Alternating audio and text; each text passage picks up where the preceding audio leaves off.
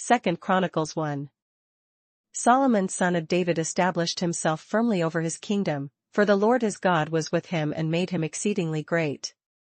Then Solomon spoke to all Israel, to the commanders of thousands and commanders of hundreds, to the judges and to all the leaders in Israel, the heads of families. And Solomon and the whole assembly went to the high place at Gibeon, for God's tent of meeting was there, which Moses the Lord's servant had made in the desert. Now David had brought up the ark of God from Kiriath-jearim to the place he had prepared for it, because he had pitched a tent for it in Jerusalem. But the bronze altar that Bezalel son of Uri, the son of Hur, had made was in Gibeon in front of the tabernacle of the Lord, so Solomon and the assembly inquired of him there. Solomon went up to the bronze altar before the Lord in the tent of meeting and offered 1,000 burnt offerings on it. That night God appeared to Solomon and said to him, "Ask for whatever you want me to give you." Solomon answered God, "You have shown great kindness to David my father and have made me king in his place.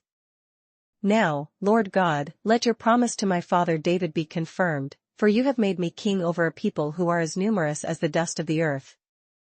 Give me wisdom and knowledge, that I may lead this people, for who is able to govern this great people of yours?"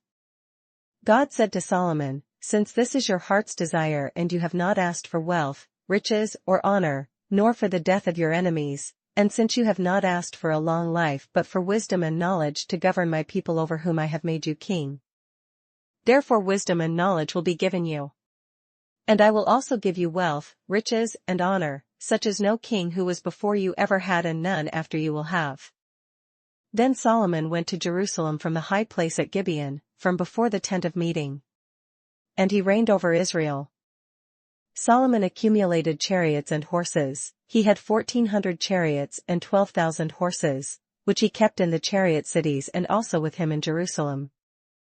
The king made silver and gold as common in Jerusalem as stones, and cedar as plentiful as sycamore fig trees in the foothills. Solomon's horses were imported from Egypt, and from Kue the royal merchants purchased them from Kue. They imported a chariot from Egypt for 600 shekels of silver, and a horse for 150. They also exported them to all the kings of the Hittites and of the Arameans. 2 Chronicles 2. Solomon gave orders to build a temple for the name of the Lord and a royal palace for himself. He conscripted 70,000 men as carriers and 80,000 as stonecutters in the hills and 3,600 as foremen over them. Solomon sent this message to Hiram king of Tyre, "Send me cedar logs as you did for my father David when you sent him cedar to build a palace to live in.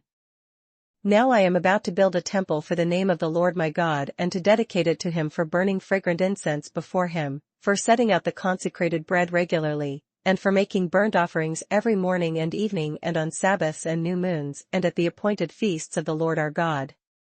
This is a lasting ordinance for Israel. The temple I am going to build will be great, because our God is greater than all other gods. But who is able to build a temple for him, since the heavens, even the highest heavens, cannot contain him?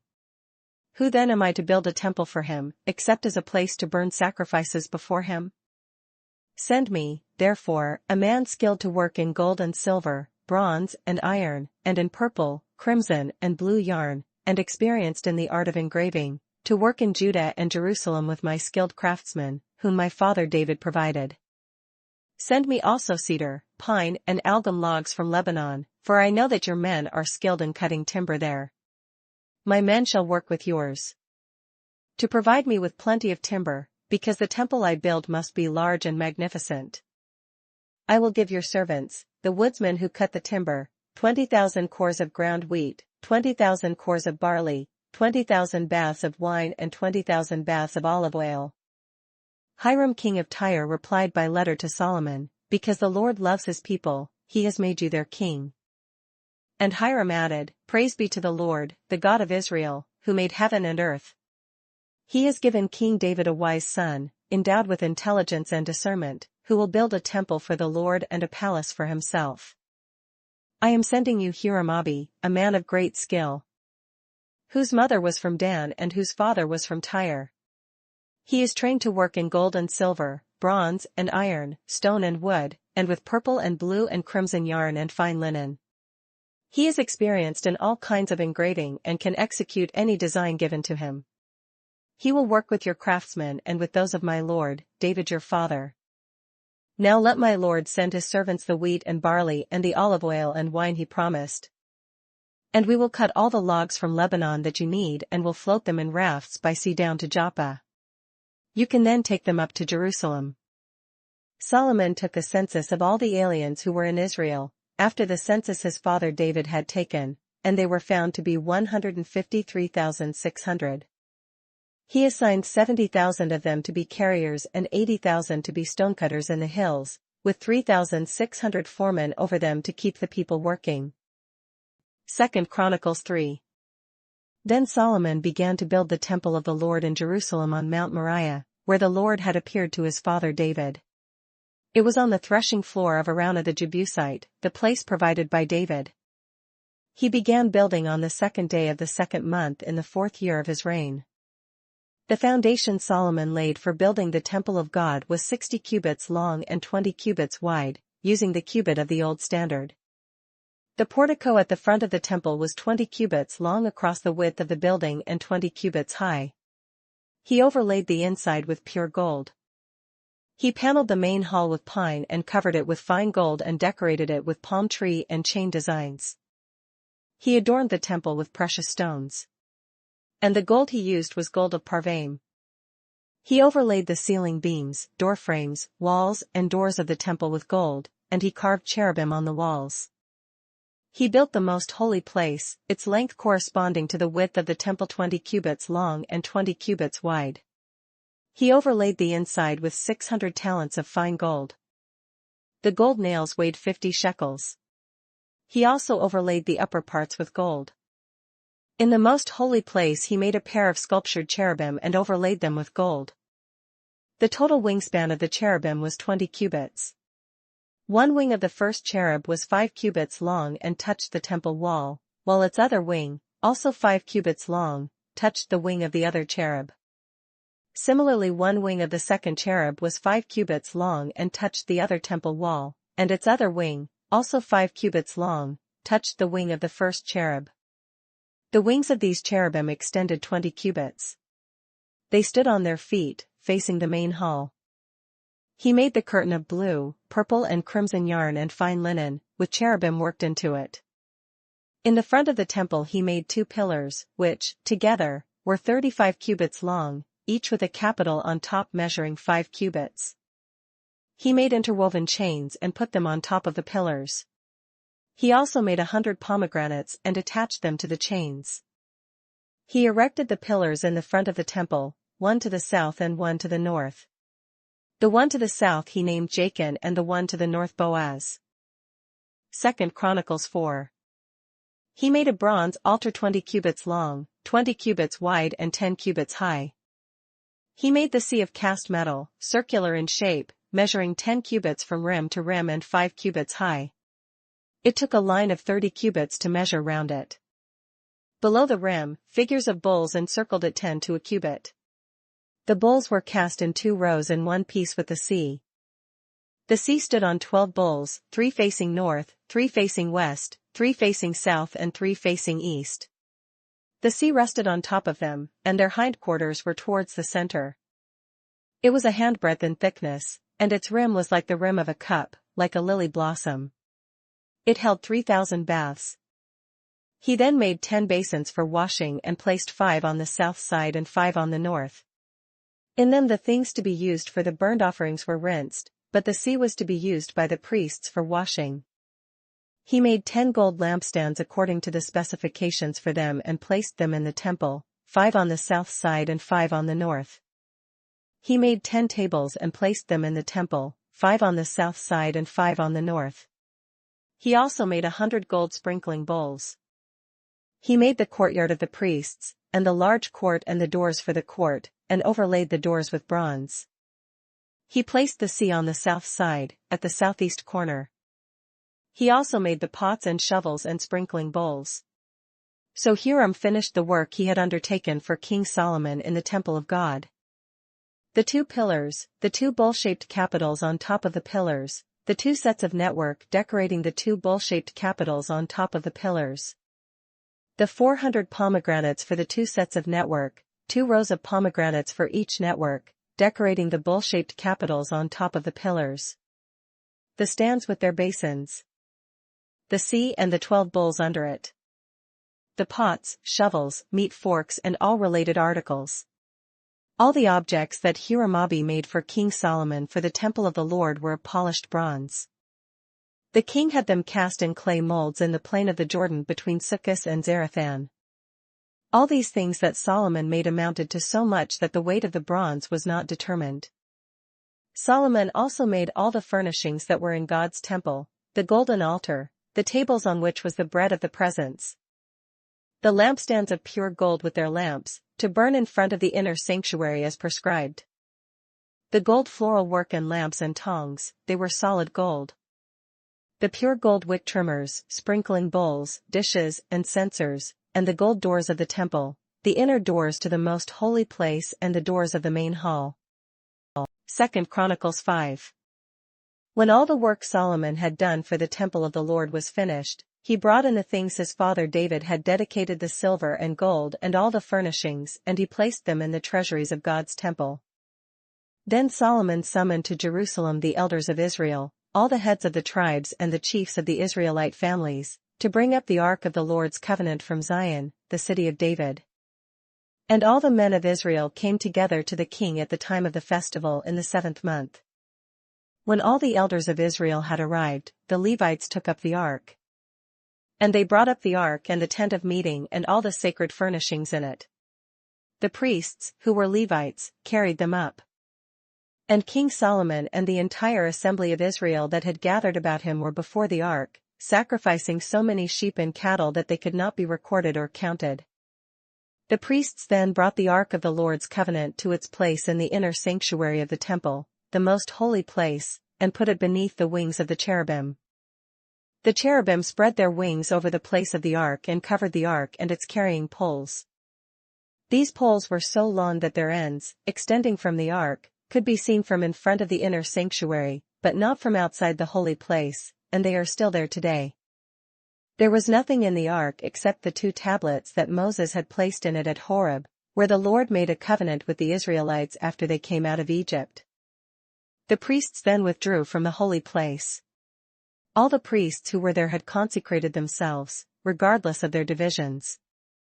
All the Levites who were musicians, Asaph, Heman, Jeduthun and their sons and relatives, stood on the east side of the altar, dressed in fine linen and playing cymbals, harps and lyres. They were accompanied by 120 priests sounding trumpets. The trumpeters and singers joined in unison, as with one voice, to give praise and thanks to the Lord.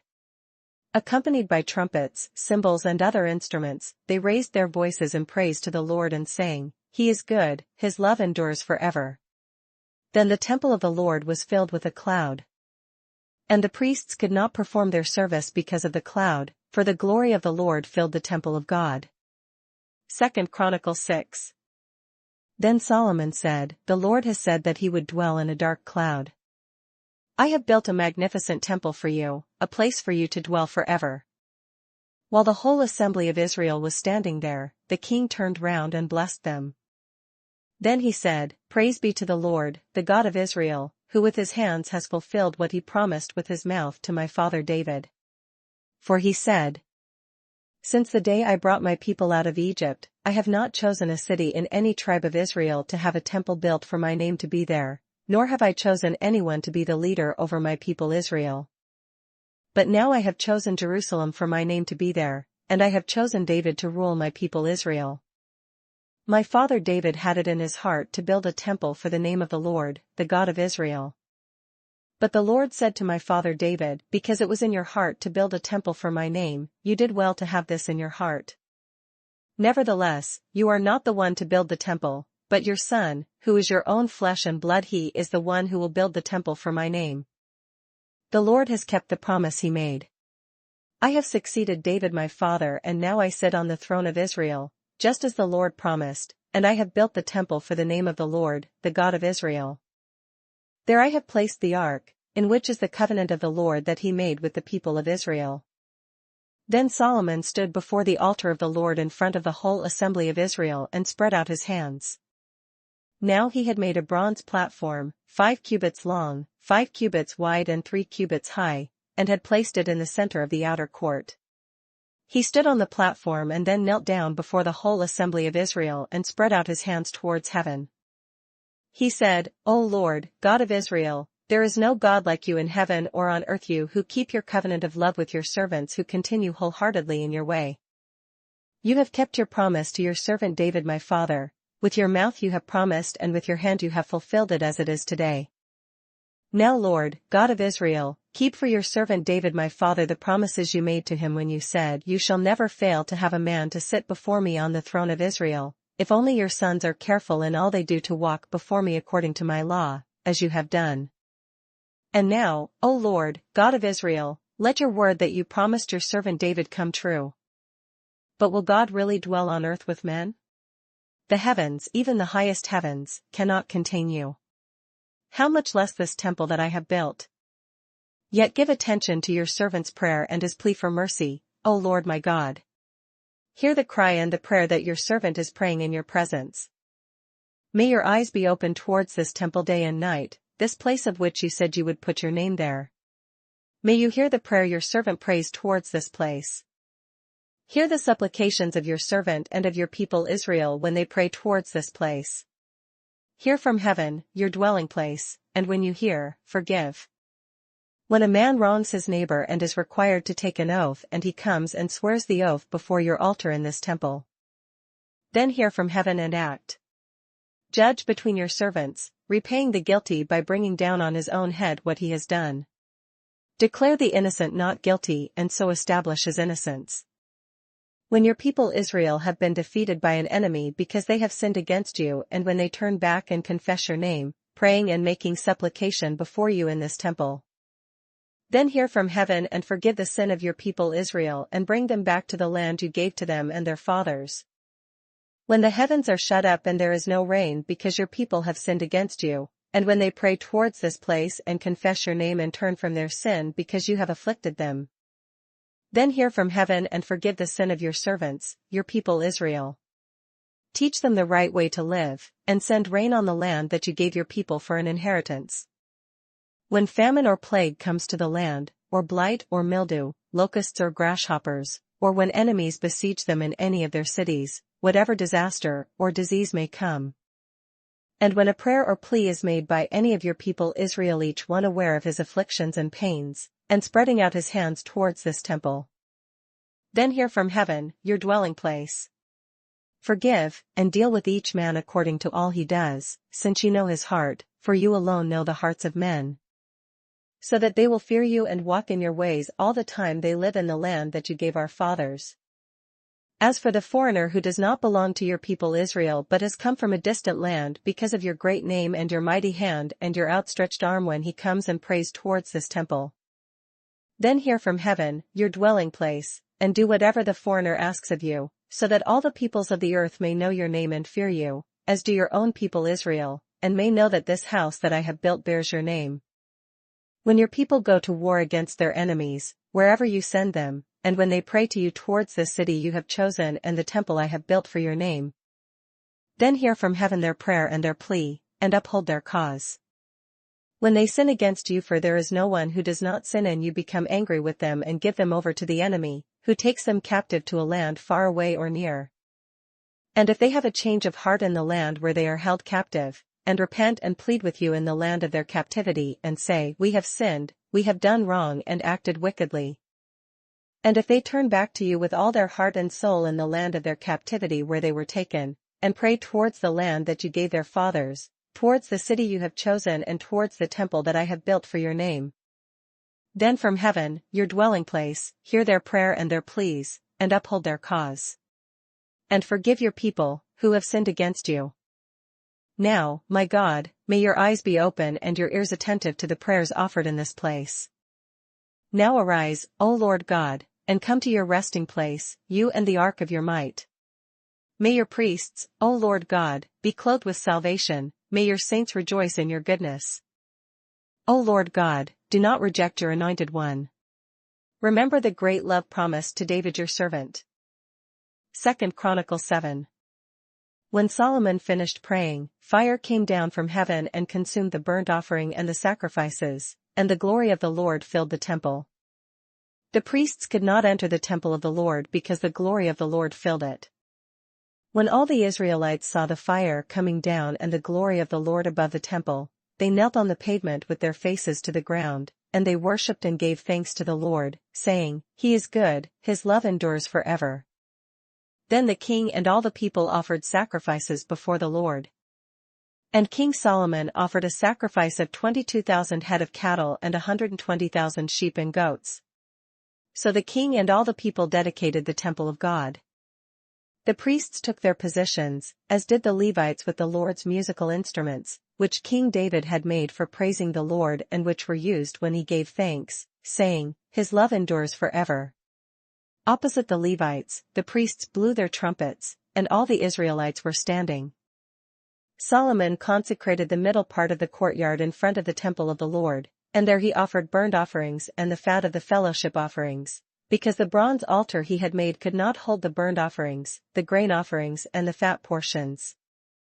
So Solomon observed the festival at that time for 7 days, and all Israel with him a vast assembly, people from Lebo-Hamath to the Wadi of Egypt. On the 8th day they held an assembly, for they had celebrated the dedication of the altar for 7 days and the festival for 7 days more. On the 23rd day of the 7th month he sent the people to their homes, joyful and glad in heart for the good things the Lord had done for David and Solomon and for his people Israel. When Solomon had finished the temple of the Lord and the royal palace, and had succeeded in carrying out all he had in mind to do in the temple of the Lord and in his own palace, the Lord appeared to him at night and said, "I have heard your prayer and have chosen this place for myself as a temple for sacrifices. When I shut up the heavens so that there is no rain, or command locusts to devour the land or send a plague among my people, if my people, who are called by my name, will humble themselves and pray and seek my face and turn from their wicked ways, then will I hear from heaven and will forgive their sin and will heal their land. Now my eyes will be open and my ears attentive to the prayers offered in this place. I have chosen and consecrated this temple so that my name may be there forever. My eyes and my heart will always be there. As for you, if you walk before me as David your father did, and do all I command, and observe my decrees and laws, I will establish your royal throne, as I covenanted with David your father when I said, 'You shall never fail to have a man to rule over Israel.' But if you turn away and forsake the decrees and commands I have given you and go off to serve other gods and worship them, then I will uproot Israel from my land, which I have given them, and will reject this temple which I have consecrated for my name. I will make it a byword and an object of ridicule among all peoples. And though this temple is now so imposing, all who pass by will be appalled and say, 'Why has the Lord done such a thing to this land and to this temple?'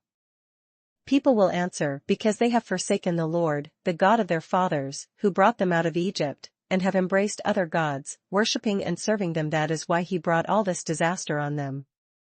2 Chronicles 8.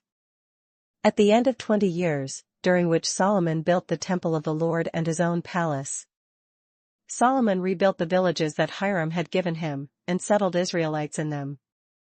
Solomon then went to Hamath-zobah and captured it. He also built up Tadmor in the desert and all the store cities he had built in Hamath. He rebuilt Upper Beth Horon and Lower Beth Horon as fortified cities, with walls and with gates and bars, as well as Baalath and all his store cities, and all the cities for his chariots and for his horses, whatever he desired to build in Jerusalem, in Lebanon and throughout all the territory that he ruled. All the people left from the Hittites, Amorites, Perizzites, Hivites and Jebusites. These peoples were not Israelites. That is, their descendants remaining in the land, whom the Israelites had not destroyed. These Solomon conscripted for his slave labor force, as it is to this day. But Solomon did not make slaves of the Israelites for his work. They were his fighting men, commanders of his captains, and commanders of his chariots and charioteers. They were also King Solomon's chief officials, 250 officials supervising the men. Solomon brought Pharaoh's daughter up from the city of David to the palace he had built for her, for he said, "My wife must not live in the palace of David king of Israel, because the places the ark of the Lord has entered are holy." On the altar of the Lord that he had built in front of the portico, Solomon sacrificed burnt offerings to the Lord. According to the daily requirement for offerings commanded by Moses for Sabbaths, new moons and the 3 annual feasts, the Feast of Unleavened Bread, the Feast of Weeks and the Feast of Tabernacles. In keeping with the ordinance of his father David, he appointed the divisions of the priests for their duties and the Levites to lead the praise and to assist the priests according to each day's requirement. He also appointed the gatekeepers by divisions for the various gates, because this was what David the man of God had ordered. They did not deviate from the king's commands to the priests or to the Levites in any matter, including that of the treasuries. All Solomon's work was carried out, from the day the foundation of the temple of the Lord was laid until its completion. So the temple of the Lord was finished. Then Solomon went to Ezion-Geber and Elath on the coast of Edom. And Hiram sent him ships commanded by his own officers, men who knew the sea. These, with Solomon's men, sailed to Ophir and brought back 450 talents of gold, which they delivered to King Solomon. 2 Chronicles 9. When the Queen of Sheba heard of Solomon's fame, she came to Jerusalem to test him with hard questions. Arriving with a very great caravan with camels carrying spices, large quantities of gold, and precious stones, she came to Solomon and talked with him about all she had on her mind. Solomon answered all her questions. Nothing was too hard for him to explain to her. When the Queen of Sheba saw the wisdom of Solomon, as well as the palace he had built, the food on his table, the seating of his officials, the attending servants in their robes, the cupbearers in their robes and the burnt offerings he made at the temple of the Lord, she was overwhelmed. She said to the king, "The report I heard in my own country about your achievements and your wisdom is true. But I did not believe what they said until I came and saw with my own eyes. Indeed, not even half the greatness of your wisdom was told me. You have far exceeded the report I heard. How happy your men must be! How happy your officials, who continually stand before you and hear your wisdom! Praise be to the Lord your God, who has delighted in you and placed you on his throne as king to rule for the Lord your God. Because of the love of your God for Israel and his desire to uphold them forever, he has made you king over them, to maintain justice and righteousness." Then she gave the king 120 talents of gold, large quantities of spices, and precious stones. There had never been such spices as those the Queen of Sheba gave to King Solomon. The men of Hiram and the men of Solomon brought gold from Ophir. They also brought algum and precious stones.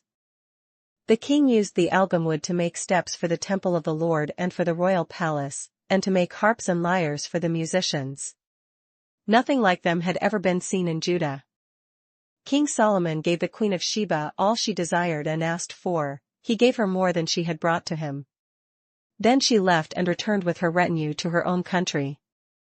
The weight of the gold that Solomon received yearly was 666 talents, not including the revenues brought in by merchants and traders. Also all the kings of Arabia and the governors of the land brought gold and silver to Solomon. King Solomon made 200 large shields of hammered gold, 600 bekas of hammered gold went into each shield. He also made 300 small shields of hammered gold, with 300 bekas of gold in each shield. The king put them in the palace of the forest of Lebanon. Then the king made a great throne inlaid with ivory and overlaid with pure gold. The throne had 6 steps, and a footstool of gold was attached to it. On both sides of the seat were armrests, with a lion standing beside each of them. 12 lions stood on the 6 steps, one at either end of each step. Nothing like it had ever been made for any other kingdom. All King Solomon's goblets were gold, and all the household articles in the palace of the forest of Lebanon were pure gold. Nothing was made of silver, because silver was considered of little value in Solomon's day. The king had a fleet of trading ships manned by Hiram's men. Once every 3 years it returned, carrying gold, silver and ivory, and apes and baboons. King Solomon was greater in riches and wisdom than all the other kings of the earth. All the kings of the earth sought audience with Solomon to hear the wisdom God had put in his heart. Year after year, everyone who came brought a gift, articles of silver and gold, and robes, weapons and spices, and horses and mules. Solomon had 4,000 stalls for horses and chariots, and 12,000 horses, which he kept in the chariot cities and also with him in Jerusalem. He ruled over all the kings from the river to the land of the Philistines, as far as the border of Egypt. The king made silver as common in Jerusalem as stones, and cedar as plentiful as sycamore fig trees in the foothills. Solomon's horses were imported from Egypt and from all other countries. As for the other events of Solomon's reign, from beginning to end, are they not written in the records of Nathan the prophet, in the prophecy of Ahijah the Shilonite and in the visions of Iddo the seer concerning Jeroboam son of Nebat? Solomon reigned in Jerusalem over all Israel for 40 years. Then he rested with his fathers and was buried in the city of David his father. And Rehoboam his son succeeded him as king. 2 Chronicles 10. Rehoboam went to Shechem, for all the Israelites had gone there to make him king. When Jeroboam son of Nebat heard this, he was in Egypt, where he had fled from King Solomon. He returned from Egypt. So they sent for Jeroboam, and he and all Israel went to Rehoboam and said to him, "Your father put a heavy yoke on us, but now lighten the harsh labor and the heavy yoke he put on us, and we will serve you." Rehoboam answered, "Come back to me in 3 days." So the people went away. Then King Rehoboam consulted the elders who had served his father Solomon during his lifetime. "How would you advise me to answer these people?" he asked. They replied, "If you will be kind to these people and please them and give them a favorable answer, they will always be your servants."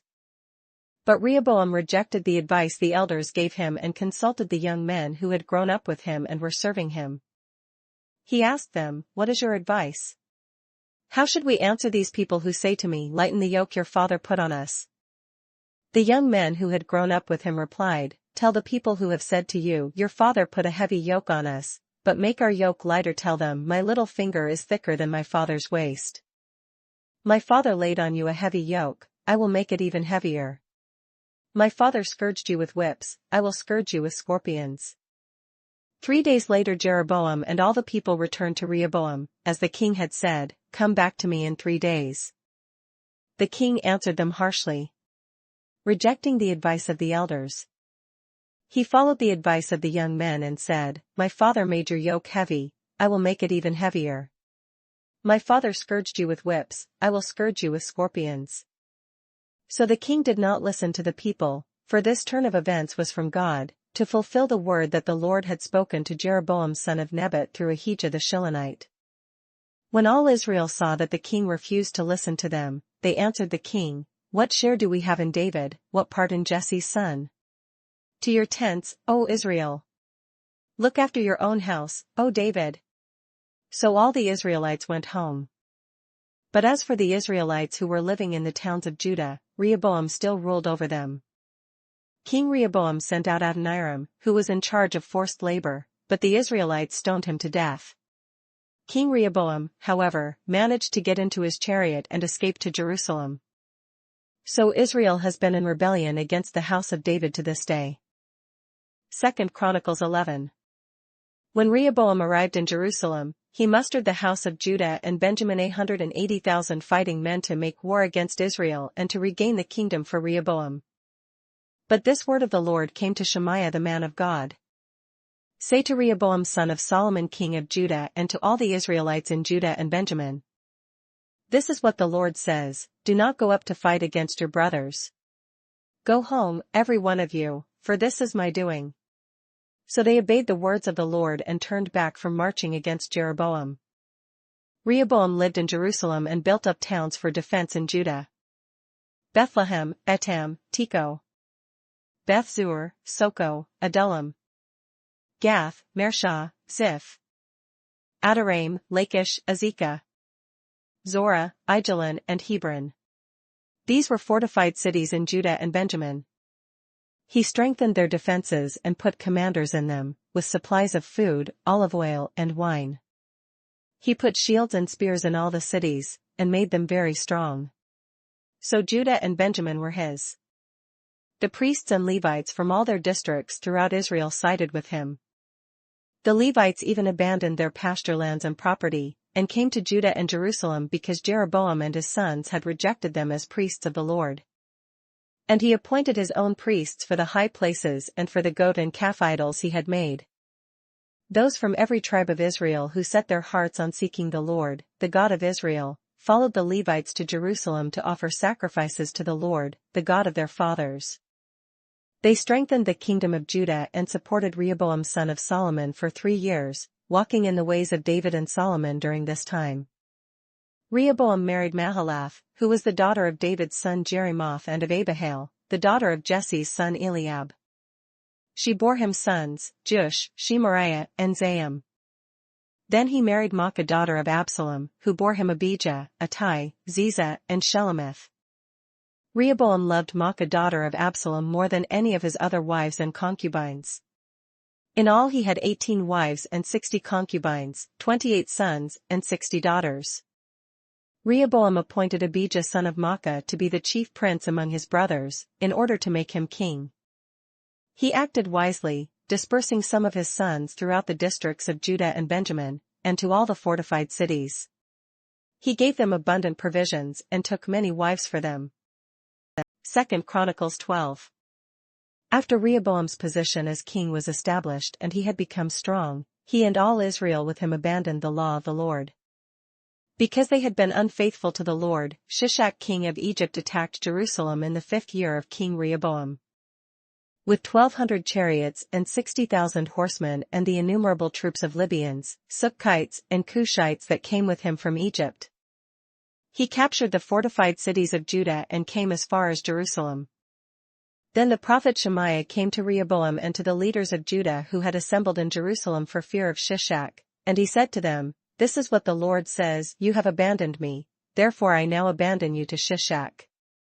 The leaders of Israel and the king humbled themselves and said, "The Lord is just."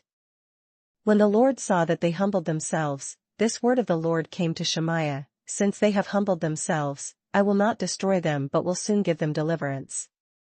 My wrath will not be poured out on Jerusalem through Shishak. They will, however, become subject to him, so that they may learn the difference between serving me and serving the kings of other lands." When Shishak king of Egypt attacked Jerusalem, he carried off the treasures of the temple of the Lord and the treasures of the royal palace. He took everything, including the gold shields that Solomon had made. So King Rehoboam made bronze shields to replace them and assigned these to the commanders of the guard on duty at the entrance to the royal palace. Whenever the king went to the Lord's temple, the guards went with him, bearing the shields, and afterwards they returned them to the guardroom. Because Rehoboam humbled himself, the Lord's anger turned from him, and he was not totally destroyed. Indeed, there was some good in Judah. King Rehoboam established himself firmly in Jerusalem and continued as king. He was 41 years old when he became king, and he reigned for 17 years in Jerusalem, the city the Lord had chosen out of all the tribes of Israel in which to put his name. His mother's name was Naamah, she was an Ammonite. He did evil because he had not set his heart on seeking the Lord. As for the events of Rehoboam's reign, from beginning to end, are they not written in the records of Shemaiah the prophet and of Iddo the seer that deal with genealogies? There was continual warfare between Rehoboam and Jeroboam. Rehoboam rested with his fathers and was buried in the city of David. And Abijah his son succeeded him as king. 2 Chronicles 13. In the 18th year of the reign of Jeroboam, Abijah became king of Judah. And he reigned in Jerusalem for 3 years. His mother's name was Maacah, a daughter of Uriel of Gibeah. There was war between Abijah and Jeroboam. Abijah went into battle with a force of 400,000 able fighting men, and Jeroboam drew up a battle line against him with 800,000 able troops. Abijah stood on Mount Zemaraim, in the hill country of Ephraim, and said, "Jeroboam and all Israel, listen to me. Don't you know that the Lord, the God of Israel, has given the kingship of Israel to David and his descendants forever by a covenant of salt? Yet Jeroboam son of Nebat, an official of Solomon son of David, rebelled against his master. Some worthless scoundrels gathered around him and opposed Rehoboam son of Solomon when he was young and indecisive and not strong enough to resist them. And now you plan to resist the kingdom of the Lord, which is in the hands of David's descendants. You are indeed a vast army and have with you the golden calves that Jeroboam made to be your gods. But didn't you drive out the priests of the Lord, the sons of Aaron, and the Levites, and make priests of your own as the peoples of other lands do? Whoever comes to consecrate himself with a young bull and 7 rams may become a priest of what are not gods. As for us, the Lord is our God, and we have not forsaken him. The priests who serve the Lord are sons of Aaron, and the Levites assist them. Every morning and evening they present burnt offerings and fragrant incense to the Lord.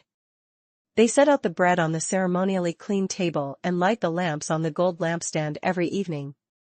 We are observing the requirements of the Lord our God. But you have forsaken him. God is with us, he is our leader. His priests with their trumpets will sound the battle cry against you. Men of Israel, do not fight against the Lord, the God of your fathers, for you will not succeed.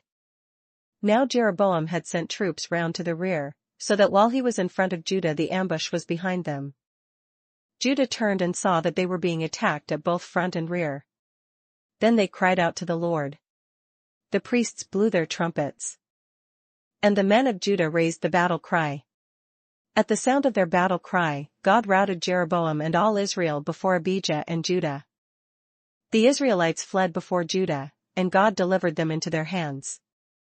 Abijah and his men inflicted heavy losses on them, so that there were 500,000 casualties among Israel's able men.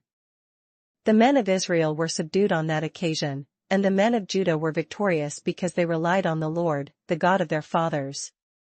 Abijah pursued Jeroboam and took from him the towns of Bethel, Jeshanah, and Ephron, with their surrounding villages. Jeroboam did not regain power during the time of Abijah. And the Lord struck him down and he died. But Abijah grew in strength. He married 14 wives and had 22 sons and 16 daughters. The other events of Abijah's reign, what he did and what he said, are written in the annotations of the prophet Iddo. 2 Chronicles 14. And Abijah rested with his fathers and was buried in the city of David. Asa his son succeeded him as king, and in his days the country was at peace for 10 years. Asa did what was good and right in the eyes of the Lord his God. He removed the foreign altars and the high places, smashed the sacred stones and cut down the Asherah poles. He commanded Judah to seek the Lord, the God of their fathers, and to obey his laws and commands. He removed the high places and incense altars in every town in Judah, and the kingdom was at peace under him. He built up the fortified cities of Judah, since the land was at peace. No one was at war with him during those years, for the Lord gave him rest. Let us build up these towns, he said to Judah, and put walls round them, with towers, gates and bars. The land is still ours, because we have sought the Lord our God, we sought him and he has given us rest on every side. So they built and prospered. Asa had an army of 300,000 men from Judah, equipped with large shields and with spears, and 280,000 from Benjamin, armed with small shields and with bows. All these were brave fighting men. Zerah the Cushite marched out against them with a vast army and 300 chariots, and came as far as Mareshah. Asa went out to meet him, and they took up battle positions in the valley of Zephathah near Mareshah. Then Asa called to the Lord his God and said, Lord, there is no one like you to help the powerless against the mighty. Help us, O Lord our God, for we rely on you, and in your name we have come against this vast army. O Lord, you are our God, do not let man prevail against you. The Lord struck down the Cushites before Asa and Judah. The Cushites fled. And Asa and his army pursued them as far as Gerar. Such a great number of Cushites fell that they could not recover, they were crushed before the Lord and his forces. The men of Judah carried off a large amount of plunder. They destroyed all the villages around Gerar, for the terror of the Lord had fallen upon them. They plundered all these villages, since there was much booty there. They also attacked the camps of the herdsmen and carried off droves of sheep and goats and camels. Then they returned to Jerusalem. 2 Chronicles 15. The Spirit of God came upon Azariah son of Oded.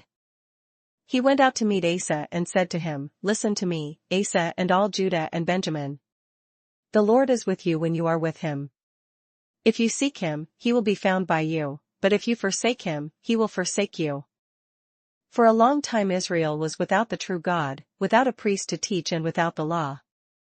But in their distress they turned to the Lord, the God of Israel, and sought him, and he was found by them.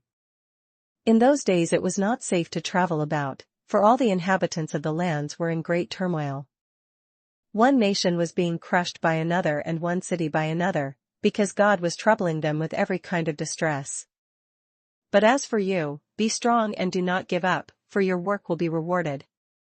When Asa heard these words and the prophecy of Azariah son of Oded the prophet, he took courage.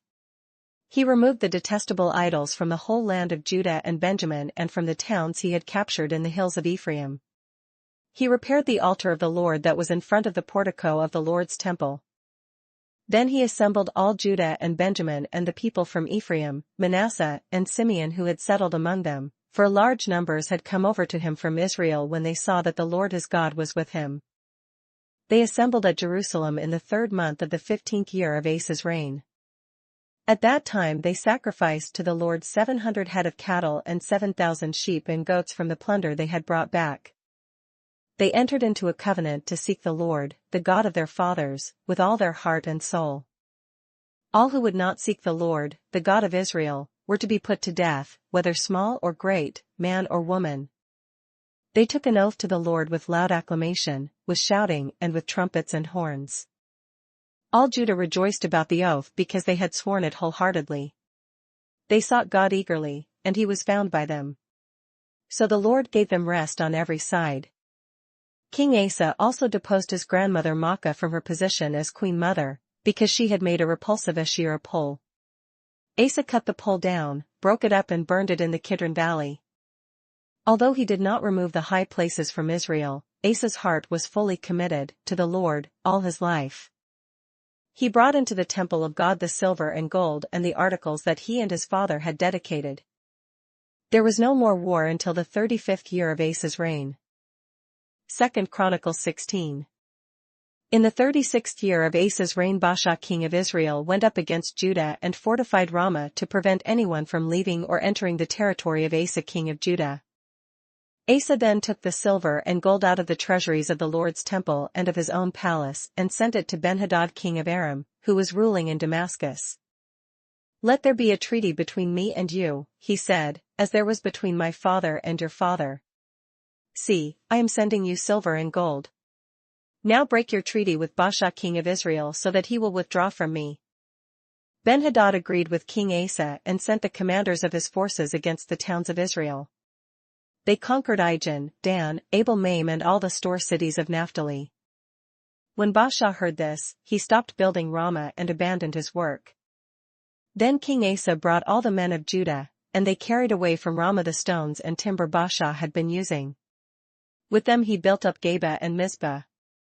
At that time Hanani the seer came to Asa king of Judah and said to him, "Because you relied on the king of Aram and not on the Lord your God, the army of the king of Aram has escaped from your hand. Were not the Cushites and Libyans a mighty army with great numbers of chariots and horsemen? Yet when you relied on the Lord, he delivered them into your hand. For the eyes of the Lord range throughout the earth to strengthen those whose hearts are fully committed to him. You have done a foolish thing, and from now on you will be at war." Asa was angry with the seer because of this. He was so enraged that he put him in prison. At the same time Asa brutally oppressed some of the people. The events of Asa's reign, from beginning to end, are written in the book of the kings of Judah and Israel. In the 39th year of his reign Asa was afflicted with a disease in his feet. Though his disease was severe, even in his illness he did not seek help from the Lord, but only from the physicians. Then in the 41st year of his reign Asa died and rested with his fathers. They buried him in the tomb that he had cut out for himself in the city of David. They laid him on a bier covered with spices and various blended perfumes, and they made a huge fire in his honor. 2 Chronicles 17. Jehoshaphat his son succeeded him as king and strengthened himself against Israel. He stationed troops in all the fortified cities of Judah and put garrisons in Judah and in the towns of Ephraim that his father Asa had captured. The Lord was with Jehoshaphat because in his early years he walked in the ways that his father David had followed. He did not consult the Baals, but sought the God of his father and followed his commands rather than the practices of Israel. The Lord established the kingdom under his control, and all Judah brought gifts to Jehoshaphat, so that he had great wealth and honor. His heart was devoted to the ways of the Lord. Furthermore, he removed the high places and the Asherah poles from Judah. In the 3rd year of his reign he sent his officials Benhail, Obadiah, Zechariah, Nethanel and Micaiah to teach in the towns of Judah. With them were certain Levites Shemaiah, Nethaniah, Zebadiah, Asahel, Shemiramoth, Jehonathan, Adonijah, Tobijah, and Tobadonijah and the priests Elishama and Jehoram. They taught throughout Judah, taking with them the book of the law of the Lord. They went round to all the towns of Judah and taught the people. The fear of the Lord fell on all the kingdoms of the lands surrounding Judah, so that they did not make war with Jehoshaphat. Some Philistines brought Jehoshaphat gifts and silver as tribute, and the Arabs brought him flocks, 7,700 rams and 7,700 goats. Jehoshaphat became more and more powerful. He built forts and store cities in Judah, and had large supplies in the towns of Judah. He also kept experienced fighting men in Jerusalem.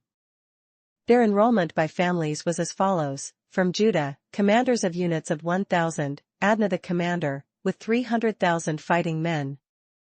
Next, Jehohanan the commander, with 280,000. Next, Amasiah son of Zichri, who volunteered himself for the service of the Lord, with 200,000. From Benjamin, Eliada, a valiant soldier, with 200,000 men armed with bows and shields. Next, Jehozabad, with 180,000 men armed for battle. These were the men who served the king, besides those he stationed in the fortified cities throughout Judah. 2 Chronicles 18.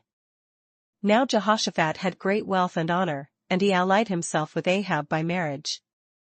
Some years later he went down to visit Ahab in Samaria.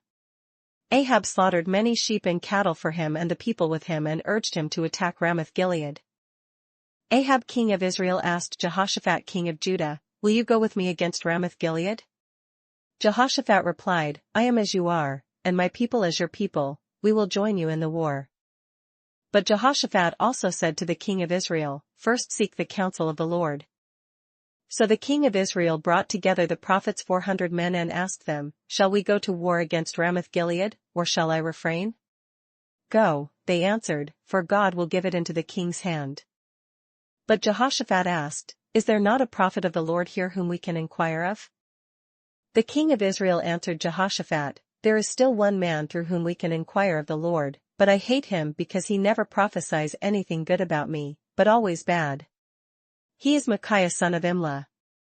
"The king should not say that," Jehoshaphat replied. So the king of Israel called one of his officials and said, "Bring Micaiah son of Imlah at once." Dressed in their royal robes, the king of Israel and Jehoshaphat king of Judah were sitting on their thrones at the threshing floor by the entrance to the gate of Samaria, with all the prophets prophesying before them.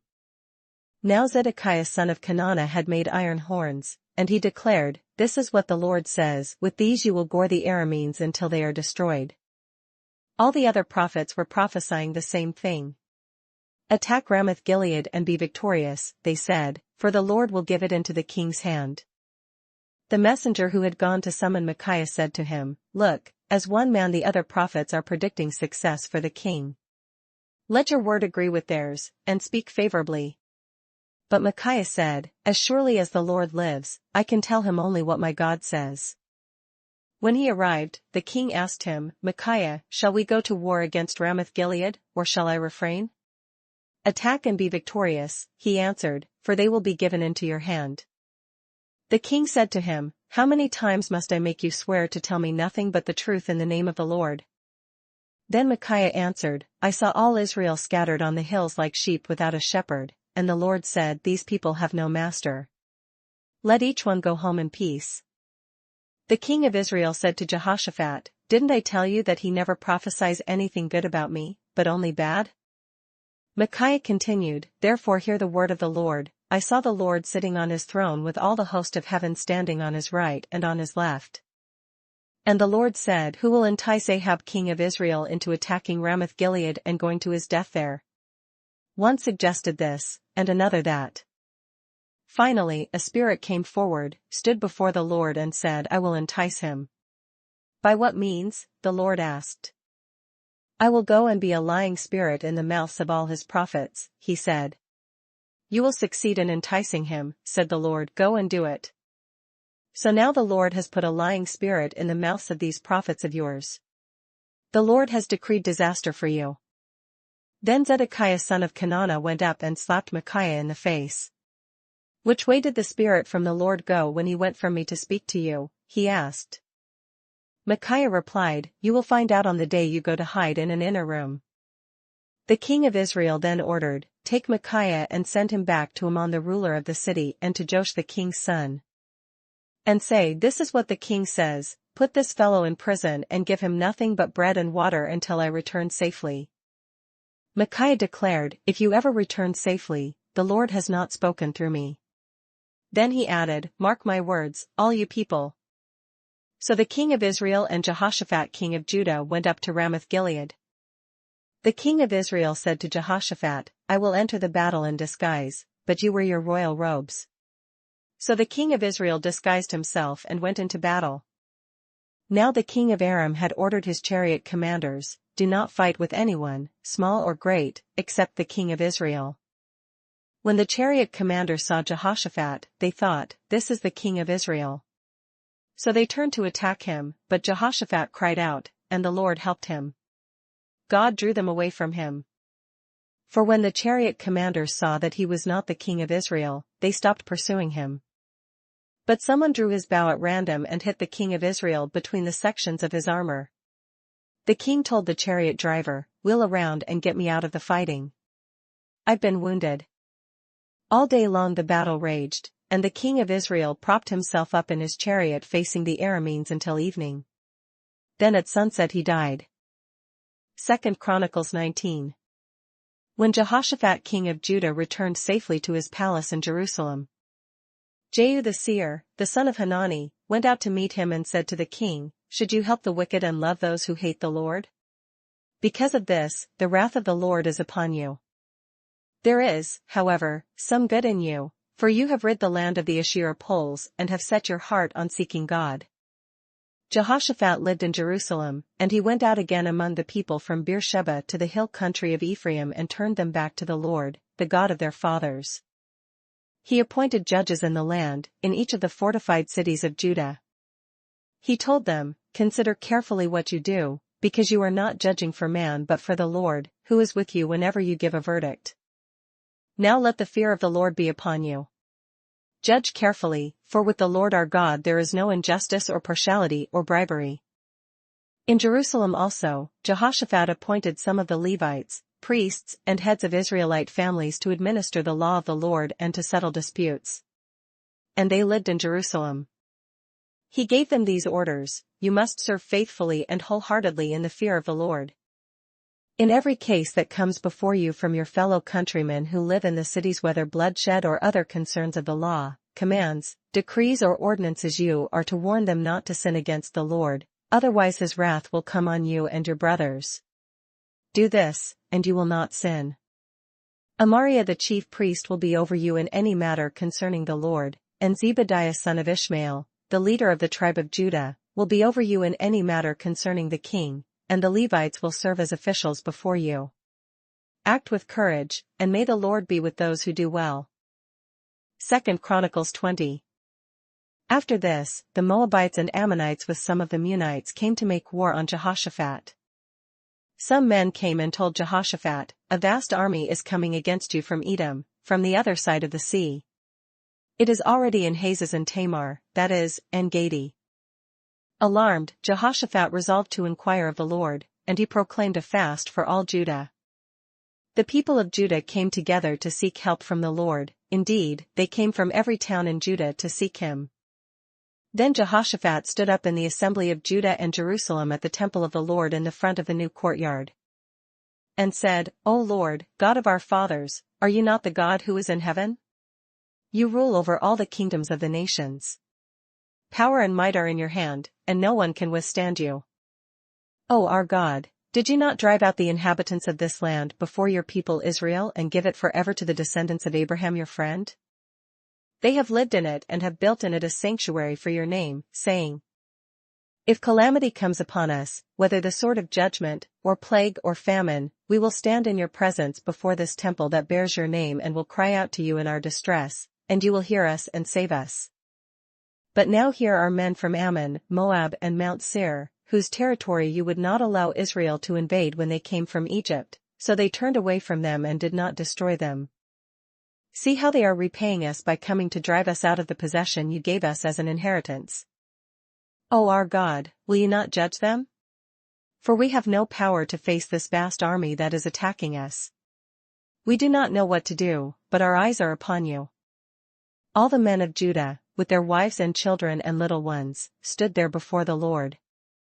Then the Spirit of the Lord came upon Jahaziel son of Zechariah, the son of Benaiah, the son of Jeiel, the son of Mattaniah, a Levite and descendant of Asaph, as he stood in the assembly.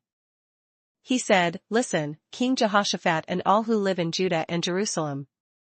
This is what the Lord says to you, do not be afraid or discouraged because of this vast army.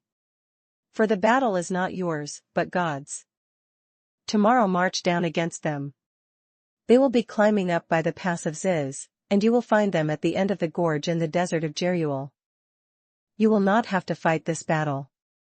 Take up your positions, stand firm and see the deliverance the Lord will give you, O Judah and Jerusalem. Do not be afraid, do not be discouraged. Go out to face them tomorrow, and the Lord will be with you. Jehoshaphat bowed with his face to the ground, and all the people of Judah and Jerusalem fell down in worship before the Lord.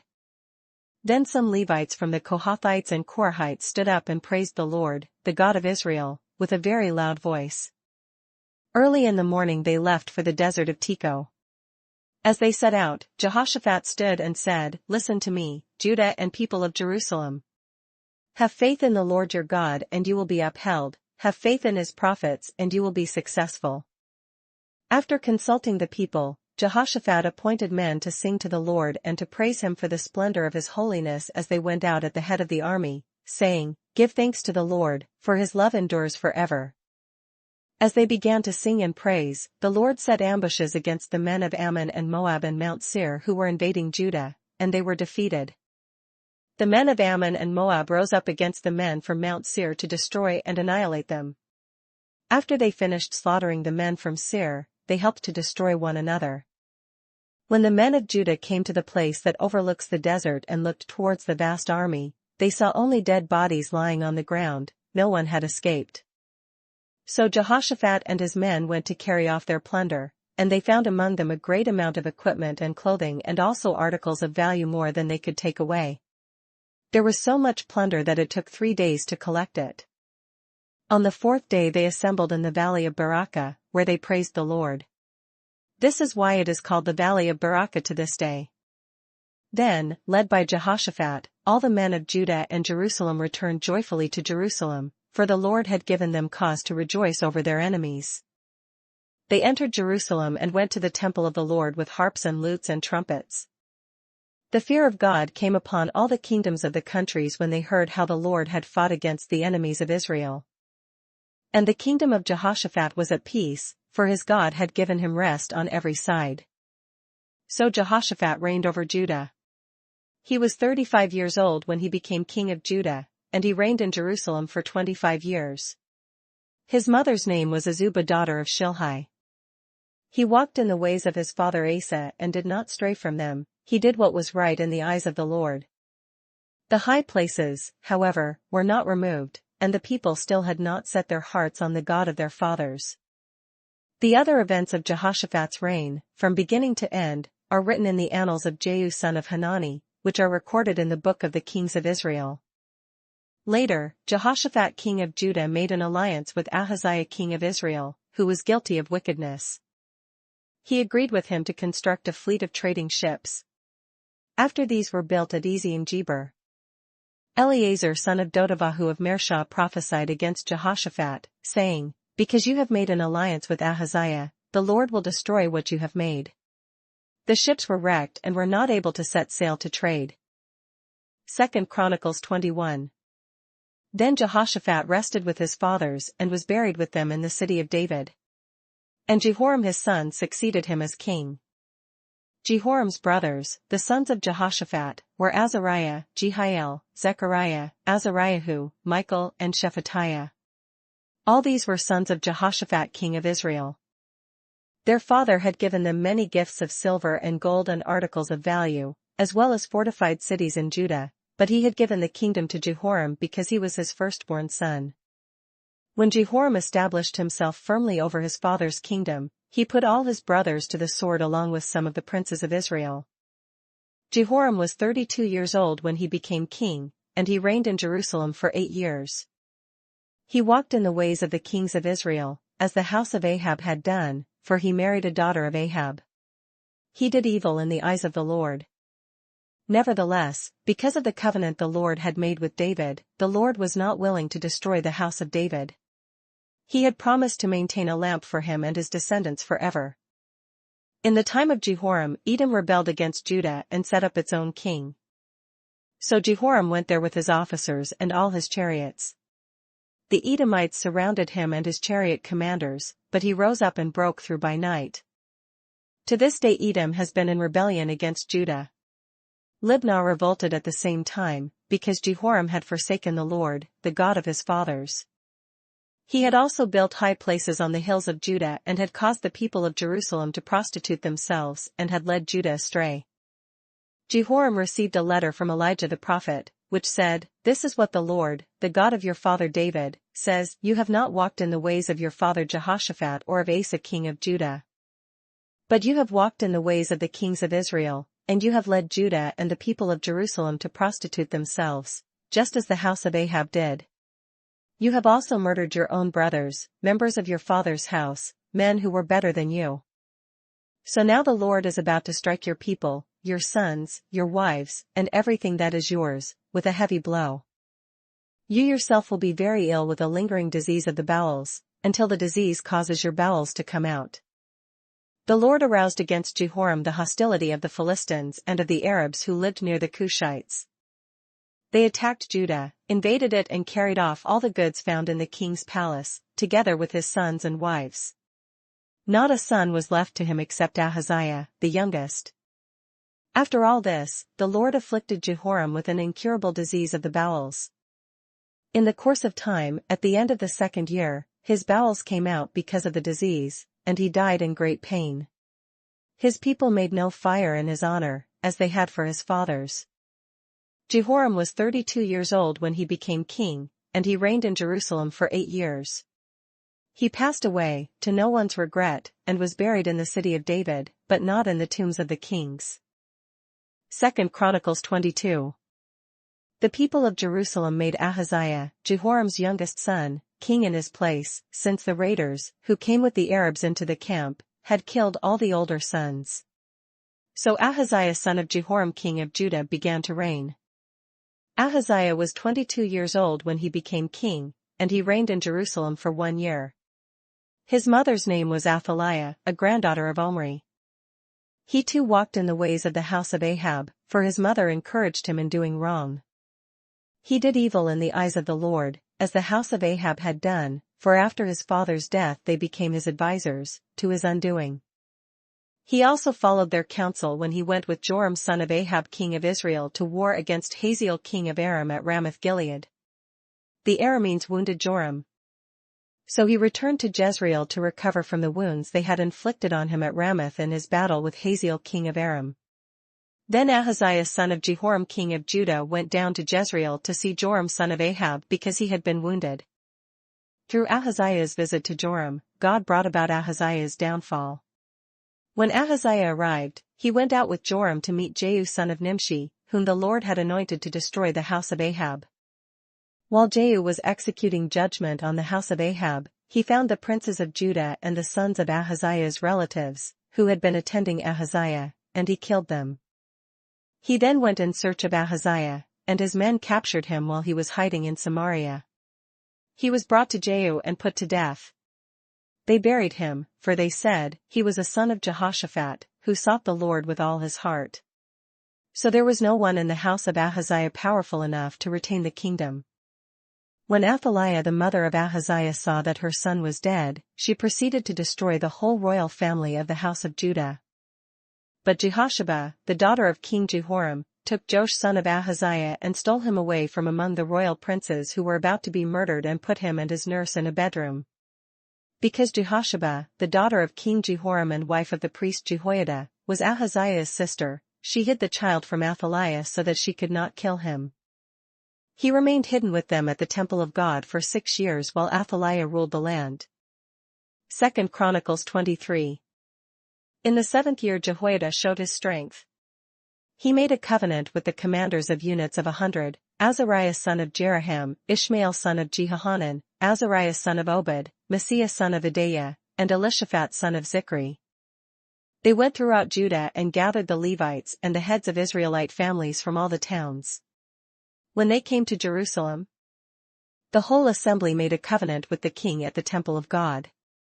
Jehoiada said to them, "The king's son shall reign, as the Lord promised concerning the descendants of David. Now this is what you are to do. A third of you priests and Levites who are going on duty on the Sabbath are to keep watch at the doors. A third of you at the royal palace and a third at the foundation gate, and all the other men are to be in the courtyards of the temple of the Lord. No one is to enter the temple of the Lord except the priests and Levites on duty. They may enter because they are consecrated, but all the other men are to guard what the Lord has assigned to them. The Levites are to station themselves round the king, each man with his weapons in his hand. Anyone who enters the temple must be put to death. Stay close to the king wherever he goes." The Levites and all the men of Judah did just as Jehoiada the priest ordered. Each one took his men, those who were going on duty on the Sabbath and those who were going off duty, for Jehoiada the priest had not released any of the divisions. Then he gave the commanders of units of 100 the spears and the large and small shields that had belonged to King David and that were in the temple of God. He stationed all the men, each with his weapon in his hand, round the king near the altar and the temple, from the south side to the north side of the temple. Jehoiada and his sons brought out the king's son and put the crown on him. They presented him with a copy of the covenant and proclaimed him king. They anointed him and shouted, "Long live the king!" When Athaliah heard the noise of the people running and cheering the king, she went to them at the temple of the Lord. She looked, and there was the king, standing by his pillar at the entrance. The officers and the trumpeters were beside the king, and all the people of the land were rejoicing and blowing trumpets, and singers with musical instruments were leading the praises. Then Athaliah tore her robes and shouted, "Treason! Treason!" Jehoiada the priest sent out the commanders of units of 100, who were in charge of the troops, and said to them, "Bring her out between the ranks and put to the sword anyone who follows her." For the priest had said, "Do not put her to death at the temple of the Lord." So they seized her as she reached the entrance of the horse gate on the palace grounds, and there they put her to death. Jehoiada then made a covenant that he and the people and the king would be the Lord's people. All the people went to the temple of Baal and tore it down. They smashed the altars and idols and killed Mutton the priest of Baal in front of the altars. Then Jehoiada placed the oversight of the temple of the Lord in the hands of the priests, who were Levites, to whom David had made assignments in the temple, to present the burnt offerings of the Lord as written in the law of Moses, with rejoicing and singing, as David had ordered. He also stationed doorkeepers at the gates of the Lord's temple so that no one who was in any way unclean might enter. He took with him the commanders of hundreds, the nobles, the rulers of the people and all the people of the land, and brought the king down from the temple of the Lord. They went into the palace through the upper gate and seated the king on the royal throne. And all the people of the land rejoiced. And the city was quiet, because Athaliah had been slain with the sword. 2 Chronicles 24. Joash was 7 years old when he became king, and he reigned in Jerusalem for 40 years. His mother's name was Zibiah, she was from Beersheba. Joash did what was right in the eyes of the Lord all the years of Jehoiada the priest. Jehoiada chose 2 wives for him, and he had sons and daughters. Some time later Joash decided to restore the temple of the Lord. He called together the priests and Levites and said to them, "Go to the towns of Judah and collect the money due annually from all Israel, to repair the temple of your God. Do it now." But the Levites did not act at once. Therefore the king summoned Jehoiada the chief priest and said to him, "Why haven't you required the Levites to bring in from Judah and Jerusalem the tax imposed by Moses the servant of the Lord and by the assembly of Israel for the tent of the testimony?" Now the sons of that wicked woman Athaliah had broken into the temple of God and had used even its sacred objects for the Baals. At the king's command, a chest was made and placed outside, at the gate of the temple of the Lord. A proclamation was then issued in Judah and Jerusalem that they should bring to the Lord the tax that Moses the servant of God had required of Israel in the desert. All the officials and all the people brought their contributions gladly, dropping them into the chest until it was full. Whenever the chest was brought in by the Levites to the king's officials and they saw that there was a large amount of money, the royal secretary and the officer of the chief priest would come and empty the chest and carry it back to its place. They did this regularly and collected a great amount of money. The king and Jehoiada gave it to the men who carried out the work required for the temple of the Lord. They hired masons and carpenters to restore the Lord's temple, and also workers in iron and bronze to repair the temple. The men in charge of the work were diligent, and the repairs progressed under them. They rebuilt the temple of God according to its original design and reinforced it. When they had finished, they brought the rest of the money to the king and Jehoiada, and with it were made articles for the Lord's temple, articles for the service and for the burnt offerings, and also dishes and other objects of gold and silver. As long as Jehoiada lived, burnt offerings were presented continually in the temple of the Lord. Now Jehoiada was old and full of years, and he died at the age of 130. He was buried with the kings in the city of David, because of the good he had done in Israel for God and his temple. After the death of Jehoiada, the officials of Judah came and paid homage to the king, and he listened to them. They abandoned the temple of the Lord, the God of their fathers, and worshipped Asherah poles and idols. Because of their guilt, God's anger came upon Judah and Jerusalem. Although the Lord sent prophets to the people to bring them back to him, and though they testified against them, they would not listen. Then the Spirit of God came upon Zechariah son of Jehoiada the priest. He stood before the people and said, "This is what God says, why do you disobey the Lord's commands? You will not prosper. Because you have forsaken the Lord, he has forsaken you." But they plotted against him, and by order of the king they stoned him to death in the courtyard of the Lord's temple. King Joash did not remember the kindness Zechariah's father Jehoiada had shown him but killed his son, who said as he lay dying, "May the Lord see this and call you to account." At the turn of the year, the army of Aram marched against Joash. It invaded Judah and Jerusalem and killed all the leaders of the people. They sent all the plunder to their king in Damascus. Although the Aramean army had come with only a few men, the Lord delivered into their hands a much larger army. Because Judah had forsaken the Lord, the God of their fathers, judgment was executed on Joash. When the Arameans withdrew, they left Joash severely wounded. His officials conspired against him for murdering the son of Jehoiada the priest, and they killed him in his bed. So he died and was buried in the city of David, but not in the tombs of the kings. Those who conspired against him were Zabad, son of Shimeth an Ammonite woman, and Jehozabad, son of Shimrith a Moabite woman. The account of his sons, the many prophecies about him, and the record of the restoration of the temple of God are written in the annotations on the book of the Kings. And Amaziah his son succeeded him as king. 2 Chronicles 25. Amaziah was 25 years old when he became king, and he reigned in Jerusalem for 29 years. His mother's name was Jehoaddan, she was from Jerusalem. He did what was right in the eyes of the Lord, but not wholeheartedly. After the kingdom was firmly in his control, he executed the officials who had murdered his father the king. Yet he did not put their sons to death, but acted in accordance with what is written in the law, in the book of Moses, where the Lord commanded, "Fathers shall not be put to death for their children, nor children put to death for their fathers, each is to die for his own sins." Amaziah called the people of Judah together and assigned them according to their families to commanders of thousands and commanders of hundreds for all Judah and Benjamin. He then mustered those 20 years old or more and found that there were 300,000 men ready for military service, able to handle the spear and shield. He also hired 100,000 fighting men from Israel for 100 talents of silver. But a man of God came to him and said, "O king, These troops from Israel must not march with you, for the Lord is not with Israel, not with any of the people of Ephraim. Even if you go and fight courageously in battle, God will overthrow you before the enemy, for God has the power to help or to overthrow." Amaziah asked the man of God, "But what about the 100 talents I paid for these Israelite troops?"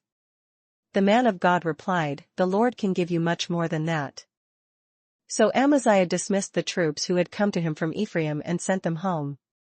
They were furious with Judah and left for home in a great rage. Amaziah then marshaled his strength and led his army to the Valley of Salt, where he killed 10,000 men of Seir. The army of Judah also captured 10,000 men alive, took them to the top of a cliff and threw them down so that all were dashed to pieces.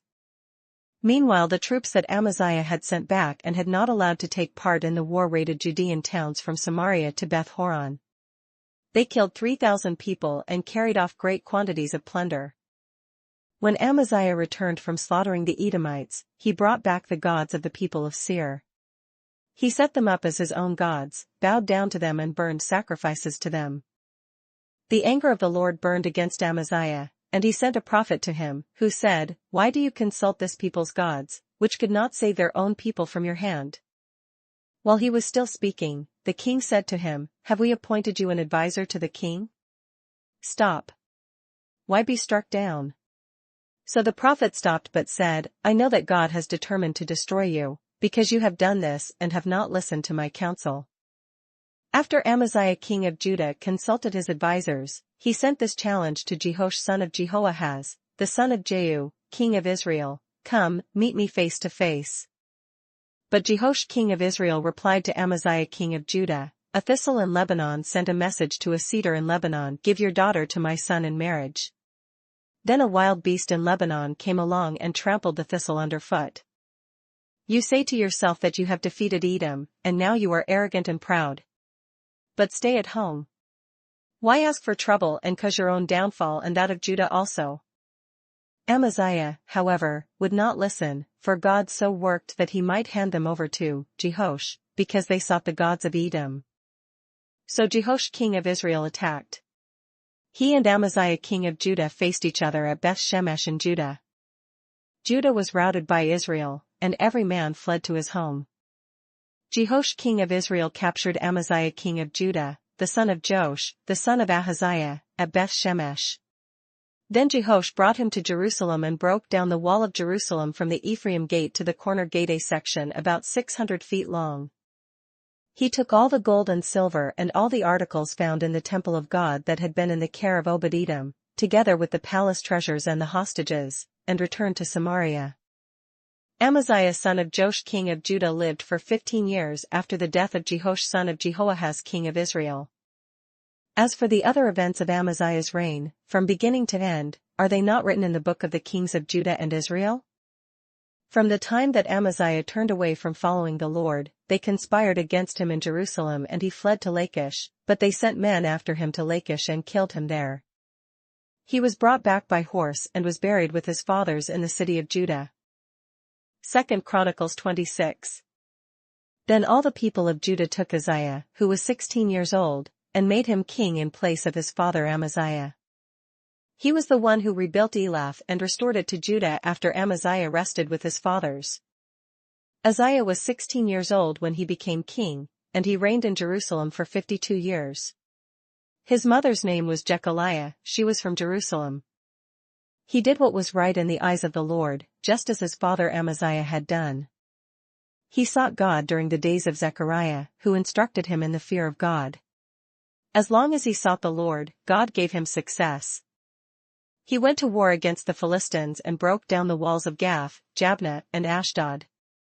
He then rebuilt towns near Ashdod and elsewhere among the Philistines.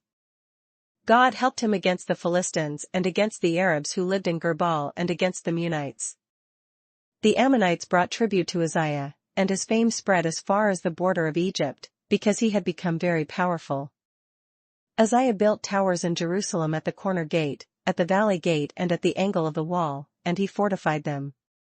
He also built towers in the desert and dug many cisterns, because he had much livestock in the foothills and in the plain. He had people working his fields and vineyards in the hills and in the fertile lands, for he loved the soil. Uzziah had a well-trained army, ready to go out by divisions according to their numbers as mustered by Jeiel the secretary and Maaseiah the officer under the direction of Hananiah, one of the royal officials.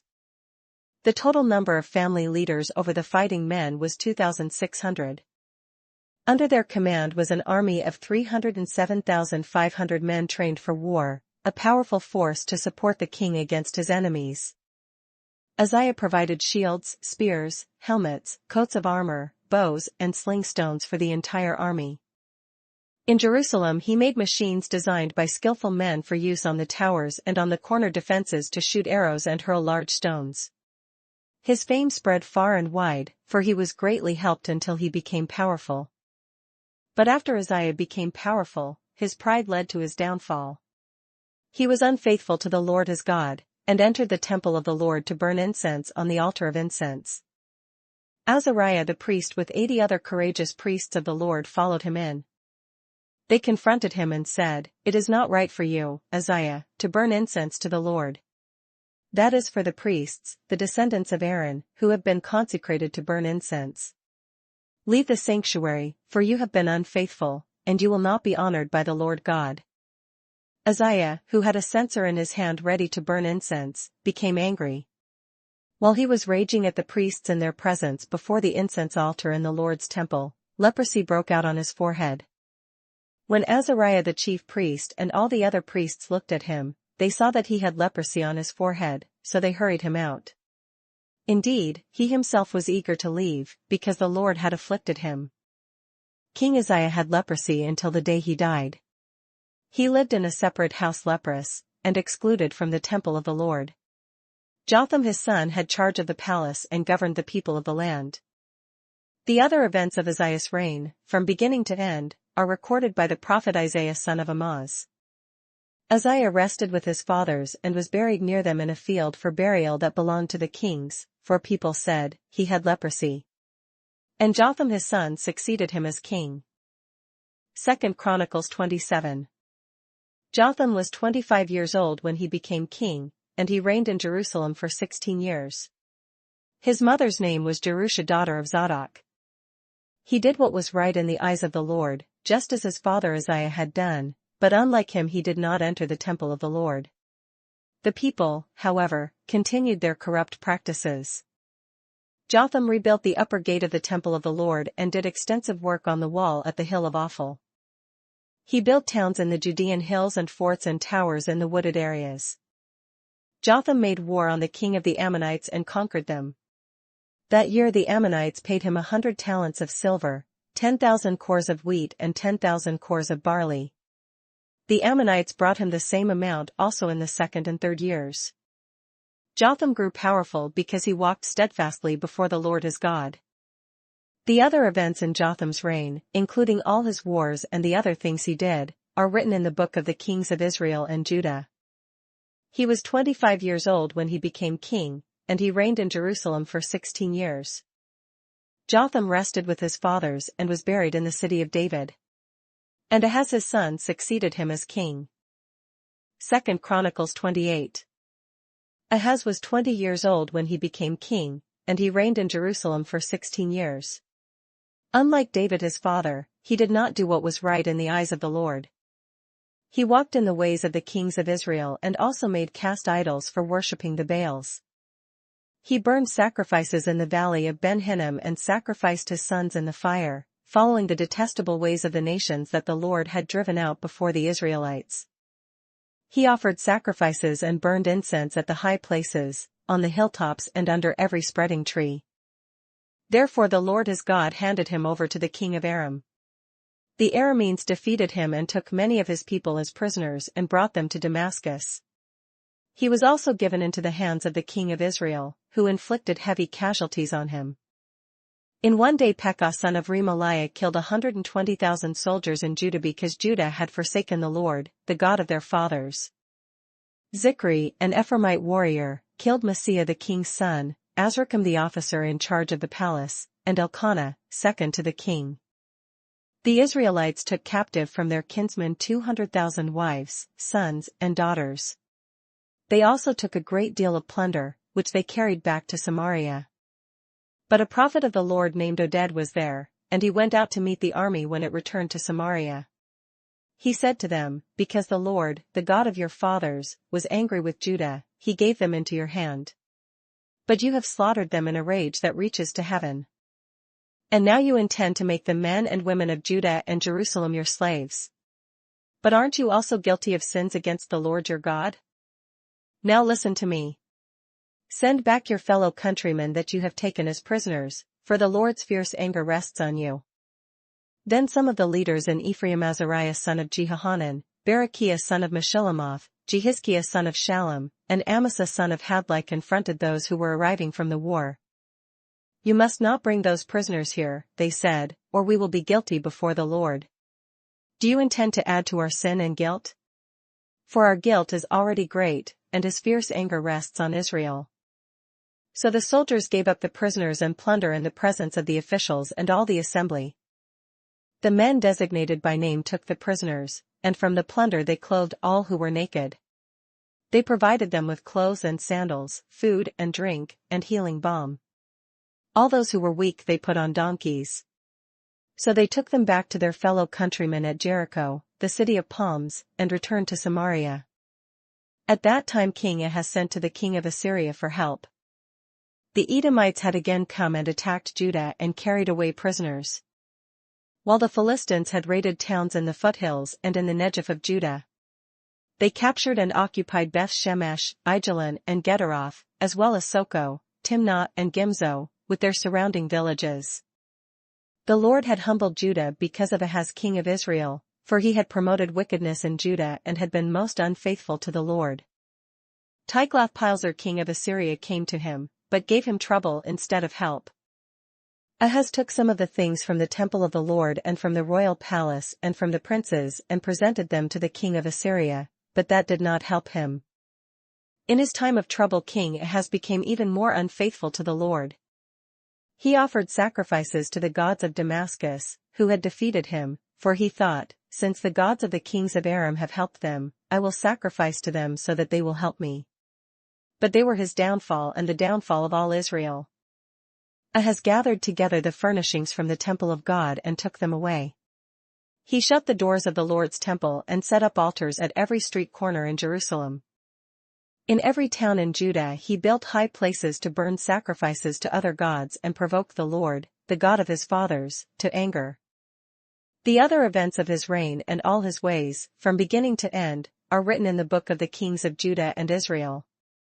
Ahaz rested with his fathers and was buried in the city of Jerusalem, but he was not placed in the tombs of the kings of Israel. And Hezekiah his son succeeded him as king. 2 Chronicles 29. Hezekiah was 25 years old when he became king, and he reigned in Jerusalem for 29 years. His mother's name was Abijah daughter of Zechariah. He did what was right in the eyes of the Lord, just as his father David had done. In the first month of the first year of his reign, he opened the doors of the temple of the Lord and repaired them. He brought in the priests and the Levites, assembled them in the square on the east side, and said, "Listen to me, Levites. Consecrate yourselves now and consecrate the temple of the Lord, the God of your fathers. Remove all defilement from the sanctuary. Our fathers were unfaithful, they did evil in the eyes of the Lord our God and forsook him. They turned their faces away from the Lord's dwelling place and turned their backs on him. They also shut the doors of the portico and put out the lamps. They did not burn incense or present any burnt offerings at the sanctuary to the God of Israel. Therefore, the anger of the Lord has fallen on Judah and Jerusalem, he has made them an object of dread and horror and scorn, as you can see with your own eyes. This is why our fathers have fallen by the sword and why our sons and daughters and our wives are in captivity. Now I intend to make a covenant with the Lord, the God of Israel, so that his fierce anger will turn away from us. My sons, do not be negligent now, for the Lord has chosen you to stand before him and serve him, to minister before him and to burn incense." Then these Levites set to work, from the Kohathites, Mahath son of Amasai and Joel son of Azariah, from the Merarites, Kish son of Abdi and Azariah son of Jehalalel, from the Gershonites, Joah son of Zimmah and Eden son of Joah. From the descendants of Elizaphan, Shimri and Jeiel, from the descendants of Asaph, Zechariah and Mattaniah. From the descendants of Heman, Jehiel and Shimi, from the descendants of Jeduthun, Shemaiah and Uzziel. When they had assembled their brothers and consecrated themselves, they went in to purify the temple of the Lord, as the king had ordered, following the word of the Lord. The priests went into the sanctuary of the Lord to purify it.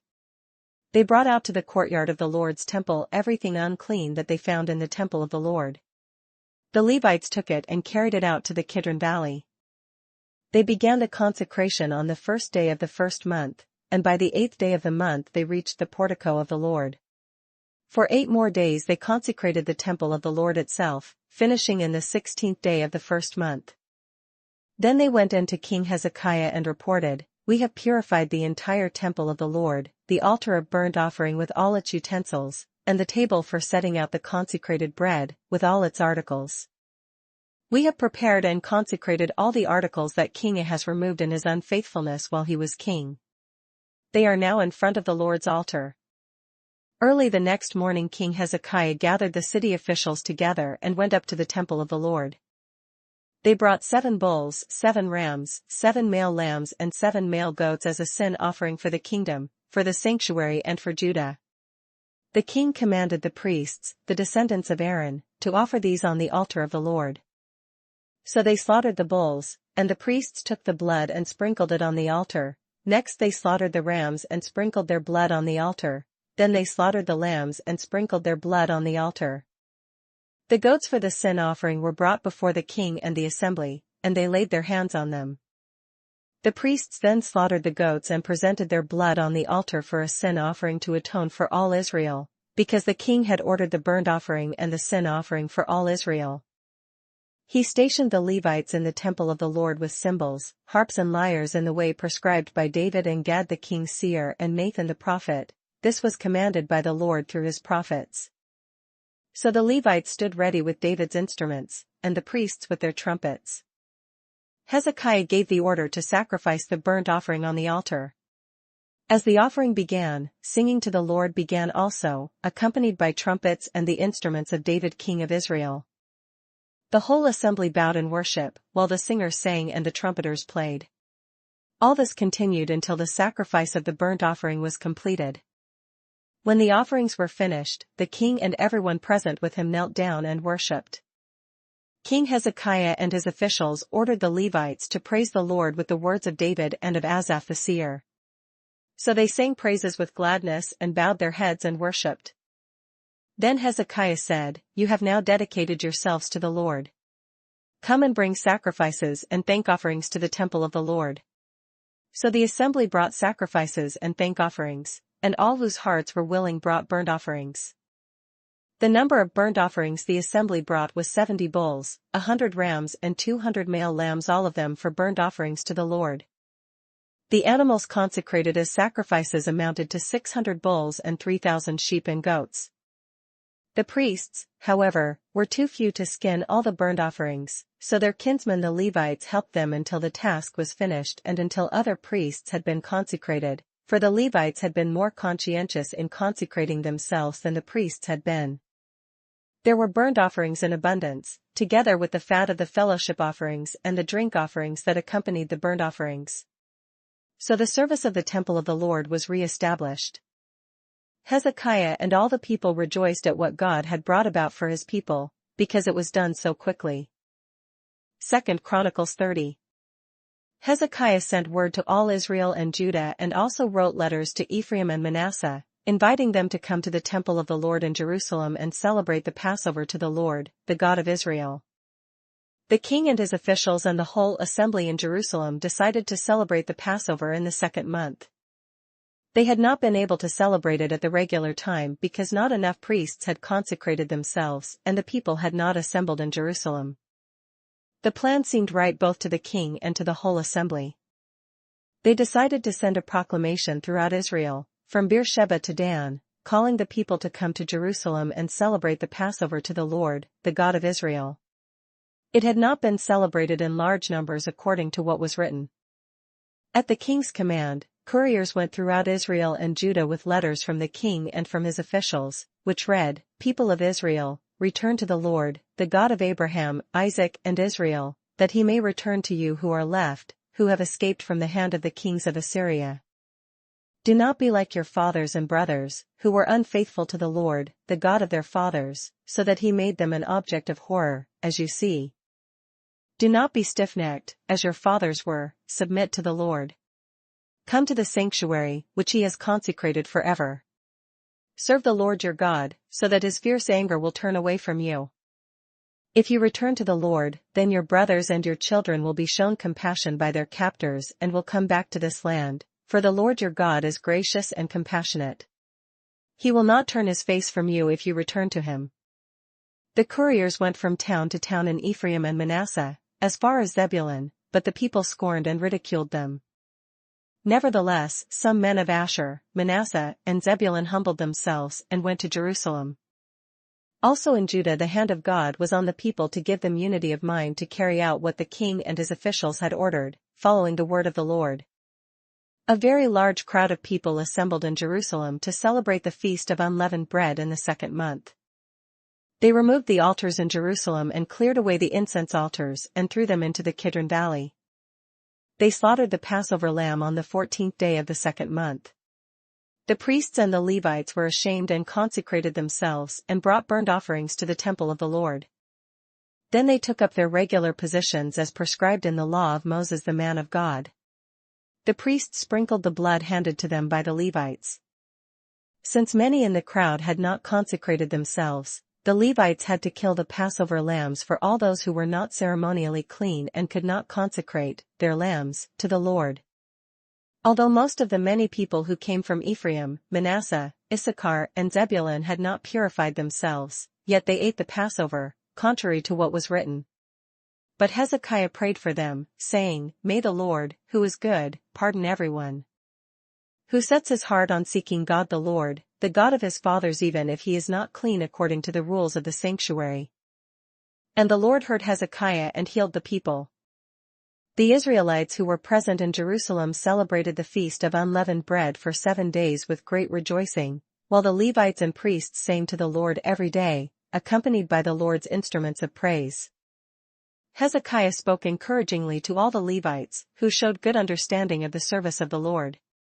For the 7 days they ate their assigned portion and offered fellowship offerings and praised the Lord, the God of their fathers.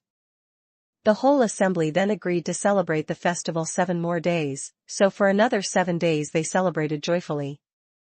Hezekiah king of Judah provided 1,000 bulls and 7,000 sheep and goats for the assembly, and the officials provided them with 1,000 bulls and 10,000 sheep and goats.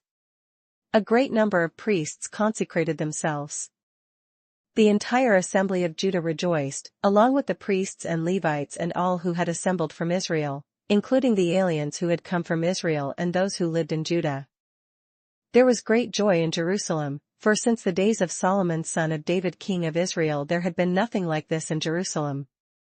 The priests and the Levites stood to bless the people, and God heard them, for their prayer reached heaven, his holy dwelling place. 2 Chronicles 31. When all this had ended, the Israelites who were there went out to the towns of Judah, smashed the sacred stones and cut down the Asherah poles. They destroyed the high places and the altars throughout Judah and Benjamin and in Ephraim and Manasseh. After they had destroyed all of them, the Israelites returned to their own towns and to their own property. Hezekiah assigned the priests and Levites to divisions, each of them according to their duties as priests or Levites, to offer burnt offerings and fellowship offerings, to minister, to give thanks and to sing praises at the gates of the Lord's dwelling. The king contributed from his own possessions for the morning and evening burnt offerings and for the burnt offerings on the Sabbaths, new moons and appointed feasts as written in the law of the Lord. He ordered the people living in Jerusalem to give the portion due to the priests and Levites so that they could devote themselves to the law of the Lord. As soon as the order went out, the Israelites generously gave the firstfruits of their grain, new wine, oil and honey and all that the fields produced. They brought a great amount, a tithe of everything. The men of Israel and Judah who lived in the towns of Judah also brought a tithe of their herds and flocks and a tithe of the holy things dedicated to the Lord their God, and they piled them in heaps. They began doing this in the 3rd month and finished in the 7th month. When Hezekiah and his officials came and saw the heaps, they praised the Lord and blessed his people Israel. Hezekiah asked the priests and Levites about the heaps. And Azariah the chief priest, from the family of Zadok, answered, "Since the people began to bring their contributions to the temple of the Lord, we have had enough to eat and plenty to spare, because the Lord has blessed his people, and this great amount is left over." Hezekiah gave orders to prepare storerooms in the temple of the Lord, and this was done. Then they faithfully brought in the contributions, tithes and dedicated gifts. Conaniah, a Levite, was in charge of these things, and his brother Shimei was next in rank. Jehiel, Azaziah, Nahath, Asahel, Jerimoth, Jozabad, Eliel, Ismachiah, Mahath and Benaiah were supervisors under Conaniah and Shimei his brother, by appointment of King Hezekiah, and Azariah the official in charge of the temple of God. Korah son of Imnah the Levite, keeper of the east gate, was in charge of the freewill offerings given to God, distributing the contributions made to the Lord and also the consecrated gifts. Eden, Miniamin, Jeshua, Shemaiah, Amariah, and Shechaniah assisted him faithfully in the towns of the priests, distributing to their fellow priests according to their divisions, old and young alike. In addition, they distributed to the males 3 years old or more whose names were in the genealogical records all who would enter the temple of the Lord to perform the daily duties of their various tasks, according to their responsibilities and their divisions. And they distributed to the priests enrolled by their families in the genealogical records and likewise to the Levites 20 years old or more, according to their responsibilities and their divisions. They included all the little ones, the wives, and the sons and daughters of the whole community listed in these genealogical records. For they were faithful in consecrating themselves. As for the priests, the descendants of Aaron, who lived on the farmlands around their towns or in any other towns, men were designated by name to distribute portions to every male among them and to all who were recorded in the genealogies of the Levites. This is what Hezekiah did throughout Judah, doing what was good and right and faithful before the Lord his God. In everything that he undertook in the service of God's temple and in obedience to the law and the commands, he sought his God and worked wholeheartedly. And so he prospered. 2 Chronicles 32. After all that Hezekiah had so faithfully done, Sennacherib king of Assyria came and invaded Judah. He laid siege to the fortified cities, thinking to conquer them for himself. When Hezekiah saw that Sennacherib had come and that he intended to make war on Jerusalem, he consulted with his officials and military staff about blocking off the water from the springs outside the city, and they helped him. A large force of men assembled, and they blocked all the springs and the stream that flowed through the land. "Why should the kings of Assyria come and find plenty of water?" they said. Then he worked hard repairing all the broken sections of the wall and building towers on it. He built another wall outside that one and reinforced the supporting terraces of the city of David. He also made large numbers of weapons and shields. He appointed military officers over the people and assembled them before him in the square at the city gate and encouraged them with these words: "Be strong and courageous. Do not be afraid or discouraged because of the king of Assyria and the vast army with him, for there is a greater power with us than with him. With him is only the arm of flesh, but with us is the Lord our God to help us and to fight our battles." And the people gained confidence from what Hezekiah the king of Judah said. Later, when Sennacherib king of Assyria and all his forces were laying siege to Lachish, he sent his officers to Jerusalem with this message for Hezekiah king of Judah and for all the people of Judah who were there. "This is what Sennacherib king of Assyria says: On what are you basing your confidence, that you remain in Jerusalem under siege? When Hezekiah says, 'The Lord our God will save us from the hand of the king of Assyria,' he is misleading you, to let you die of hunger and thirst. Did not Hezekiah himself remove this God's high places and altars, saying to Judah and Jerusalem, 'You must worship before one altar and burn sacrifices on it'? Do you not know what I and my fathers have done to all the peoples of the other lands?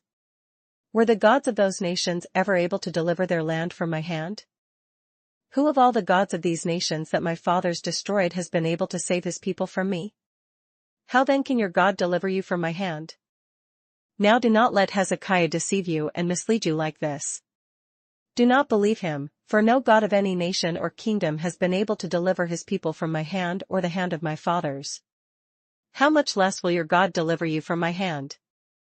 Sennacherib's officers spoke further against the Lord God and against his servant Hezekiah.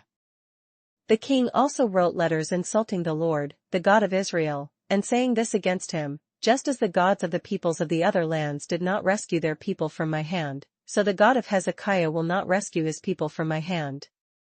Then they called out in Hebrew to the people of Jerusalem who were on the wall, to terrify them and make them afraid in order to capture the city. They spoke about the God of Jerusalem as they did about the gods of the other peoples of the world, the work of men's hands.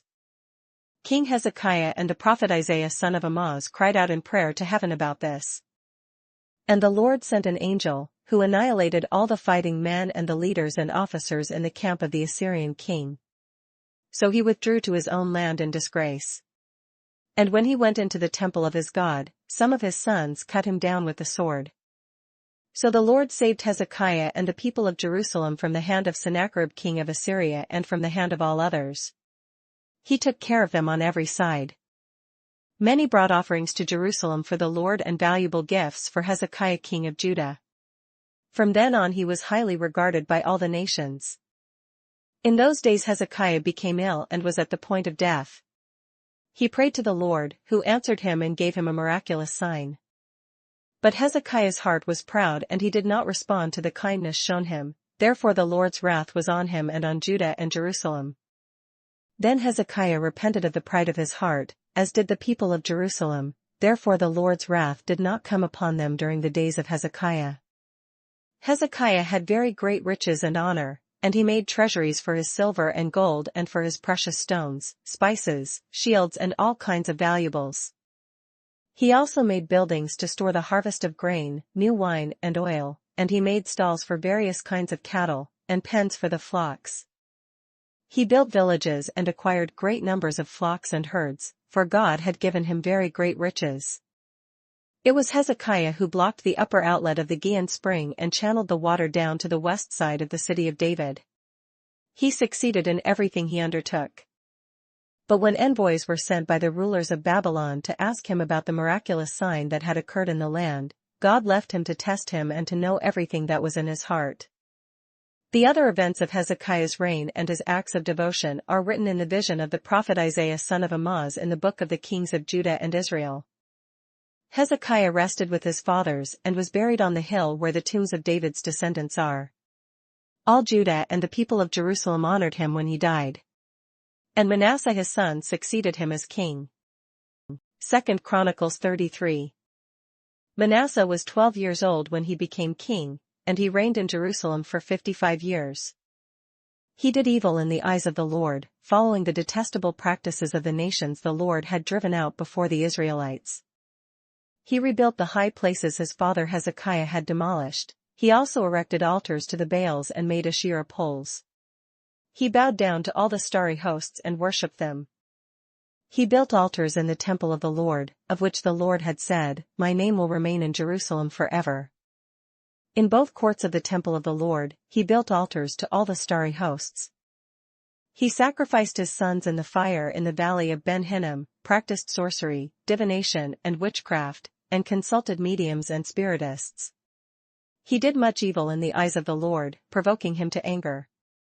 He took the carved image he had made and put it in God's temple, of which God had said to David and to his son Solomon, "In this temple and in Jerusalem, which I have chosen out of all the tribes of Israel, I will put my name forever.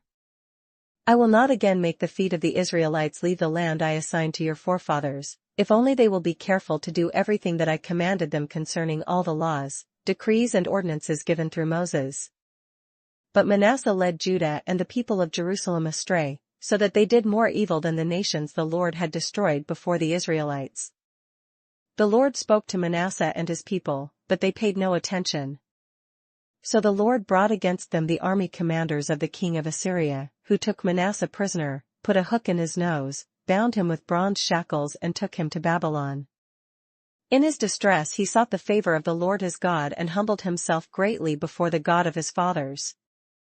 And when he prayed to him, the Lord was moved by his entreaty and listened to his plea, so he brought him back to Jerusalem and to his kingdom. Then Manasseh knew that the Lord is God. Afterwards he rebuilt the outer wall of the city of David, west of the Gihon spring in the valley, as far as the entrance of the fish gate and encircling the hill of Ophel. He also made it much higher. He stationed military commanders in all the fortified cities in Judah. He got rid of the foreign gods and removed the image from the temple of the Lord, as well as all the altars he had built on the temple hill and in Jerusalem, and he threw them out of the city. Then he restored the altar of the Lord and sacrificed fellowship offerings and thank offerings on it, and told Judah to serve the Lord, the God of Israel. The people, however, continued to sacrifice at the high places, but only to the Lord their God. The other events of Manasseh's reign, including his prayer to his God and the words the seers spoke to him in the name of the Lord, the God of Israel, are written in the annals of the kings of Israel. His prayer and how God was moved by his entreaty, as well as all his sins and unfaithfulness, and the sites where he built high places and set up Asherah poles and idols before he humbled himself, all are written in the records of the seers. Manasseh rested with his fathers and was buried in his palace. And Amon his son succeeded him as king. Amon was 22 years old when he became king, and he reigned in Jerusalem for 2 years. He did evil in the eyes of the Lord, as his father Manasseh had done. Amon worshipped and offered sacrifices to all the idols Manasseh had made. But unlike his father Manasseh, he did not humble himself before the Lord. Amon increased his guilt. Amon's officials conspired against him and assassinated him in his palace. Then the people of the land killed all who had plotted against King Amon, and they made Josiah his son king in his place. 2 Chronicles 34. Josiah was 8 years old when he became king, and he reigned in Jerusalem for 31 years. He did what was right in the eyes of the Lord and walked in the ways of his father David, not turning aside to the right or to the left. In the 8th year of his reign, while he was still young, he began to seek the God of his father David. In his 12th year he began to purge Judah and Jerusalem of high places, Asherah poles, carved idols, and cast images. Under his direction the altars of the Baals were torn down. He cut to pieces the incense altars that were above them, and smashed the Asherah poles, the idols, and the images. These he broke to pieces and scattered over the graves of those who had sacrificed to them. He burned the bones of the priests on their altars, and so he purged Judah and Jerusalem. In the towns of Manasseh, Ephraim and Simeon, as far as Naphtali, and in the ruins around them, he tore down the altars and the Asherah poles and crushed the idols to powder and cut to pieces all the incense altars throughout Israel. Then he went back to Jerusalem. In the 18th year of Josiah's reign, to purify the land and the temple, he sent Shaphan son of Azaliah and Maaseiah the ruler of the city, with Joah son of Joahaz, the recorder, to repair the temple of the Lord his God. They went to Hilkiah the high priest and gave him the money that had been brought into the temple of God, which the Levites who were the doorkeepers had collected from the people of Manasseh, Ephraim and the entire remnant of Israel and from all the people of Judah and Benjamin and the inhabitants of Jerusalem. Then they entrusted it to the men appointed to supervise the work on the Lord's temple. These men paid the workers who repaired and restored the temple. They also gave money to the carpenters and builders to purchase dressed stone, and timber for joists and beams for the buildings that the kings of Judah had allowed to fall into ruin. The men did the work faithfully. Over them to direct them were Jehoth and Obadiah, Levites descended from Merari, and Zechariah and Meshullam, descended from Kohath. The Levites, all who were skilled in playing musical instruments, had charge of the laborers and supervised all the workers from job to job. Some of the Levites were secretaries, scribes, and doorkeepers. While they were bringing out the money that had been taken into the temple of the Lord, Hilkiah the priest found the book of the law of the Lord that had been given through Moses. Hilkiah said to Shaphan the secretary, "I have found the book of the law in the temple of the Lord." He gave it to Shaphan. Then Shaphan took the book to the king and reported to him, "Your officials are doing everything that has been committed to them. They have paid out the money that was in the temple of the Lord and have entrusted it to the supervisors and workers."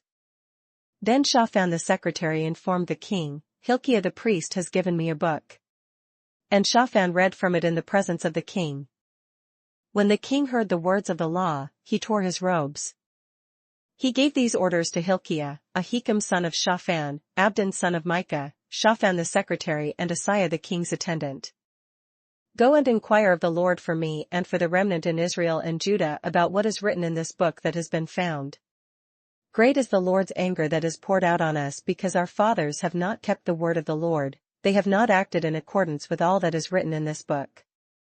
Hilkiah and those the king had sent with him went to speak to the prophetess Huldah, who was the wife of Shallum son of Tokath, the son of Hazra, keeper of the wardrobe. She lived in Jerusalem, in the 2nd district. She said to them, This is what the Lord, the God of Israel, says, Tell the man who sent you to me. This is what the Lord says, I am going to bring disaster on this place and its people, all the curses written in the book that has been read in the presence of the king of Judah. Because they have forsaken me and burned incense to other gods and provoked me to anger by all that their hands have made, my anger will be poured out on this place and will not be quenched. Tell the king of Judah, who sent you to inquire of the Lord, this is what the Lord, the God of Israel, says concerning the words you heard. Because your heart was responsive and you humbled yourself before God when you heard what he spoke against this place and its people, and because you humbled yourself before me and tore your robes and wept in my presence, I have heard you, declares the Lord. Now I will gather you to your fathers, and you will be buried in peace. Your eyes will not see all the disaster I am going to bring on this place and on those who live here. So they took her answer back to the king. Then the king called together all the elders of Judah and Jerusalem. He went up to the temple of the Lord with the men of Judah, the people of Jerusalem, the priests and the Levites, all the people from the least to the greatest. He read in their hearing all the words of the book of the covenant, which had been found in the temple of the Lord. The king stood by his pillar and renewed the covenant in the presence of the Lord to follow the Lord and keep his commands, regulations, and decrees with all his heart and all his soul, and to obey the words of the covenant written in this book. Then he made everyone in Jerusalem and Benjamin pledge themselves to it. The people of Jerusalem did this in accordance with the covenant of God, the God of their fathers. Josiah removed all the detestable idols from all the territory belonging to the Israelites, and he made all who were present in Israel serve the Lord their God. As long as he lived, they did not fail to follow the Lord, the God of their fathers.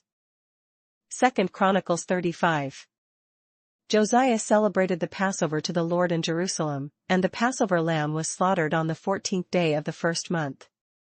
He appointed the priests to their duties and encouraged them in the service of the Lord's temple.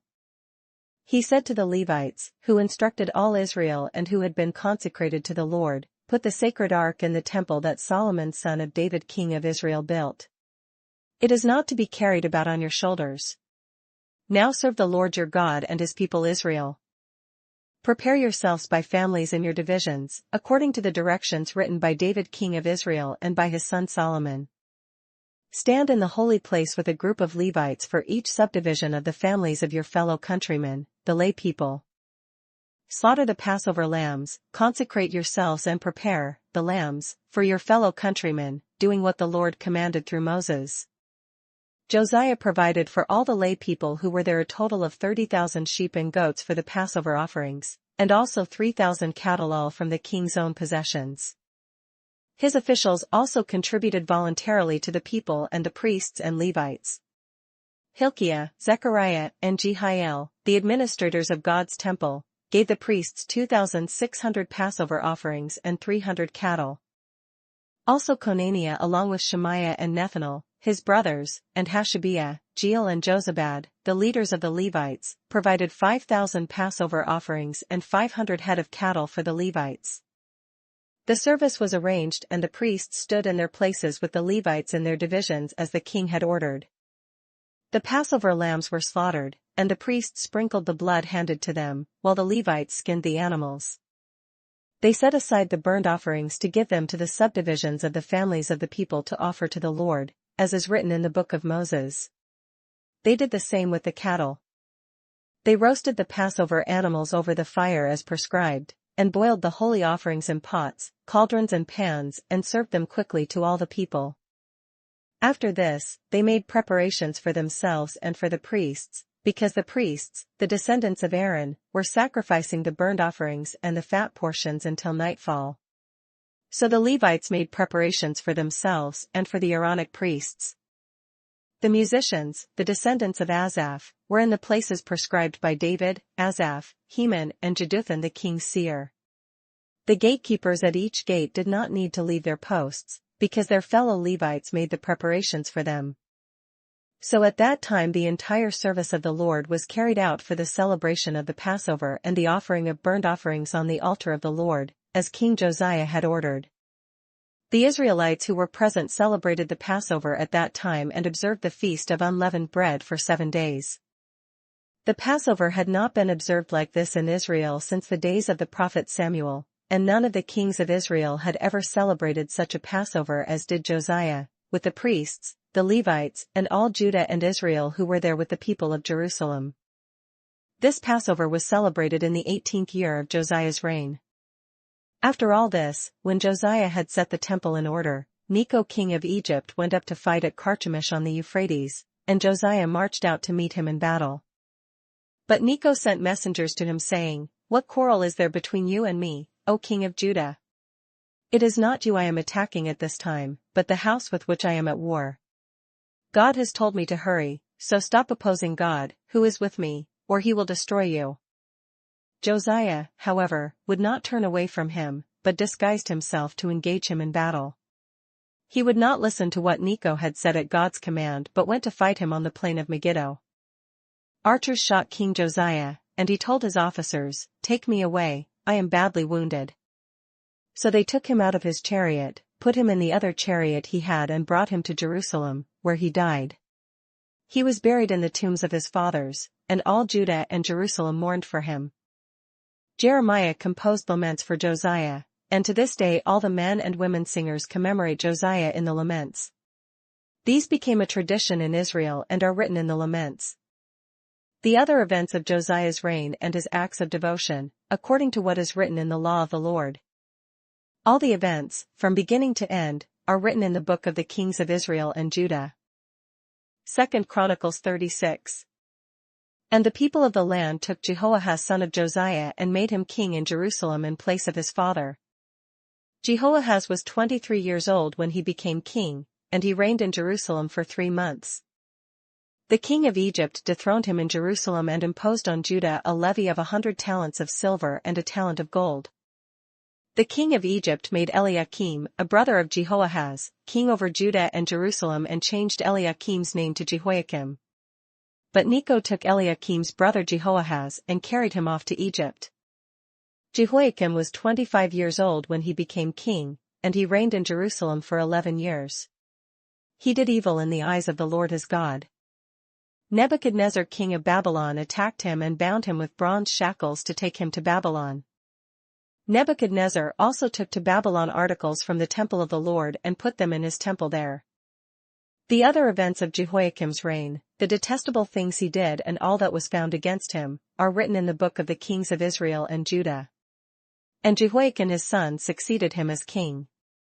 Jehoiakim was 18 years old when he became king, and he reigned in Jerusalem for 3 months and 10 days. He did evil in the eyes of the Lord.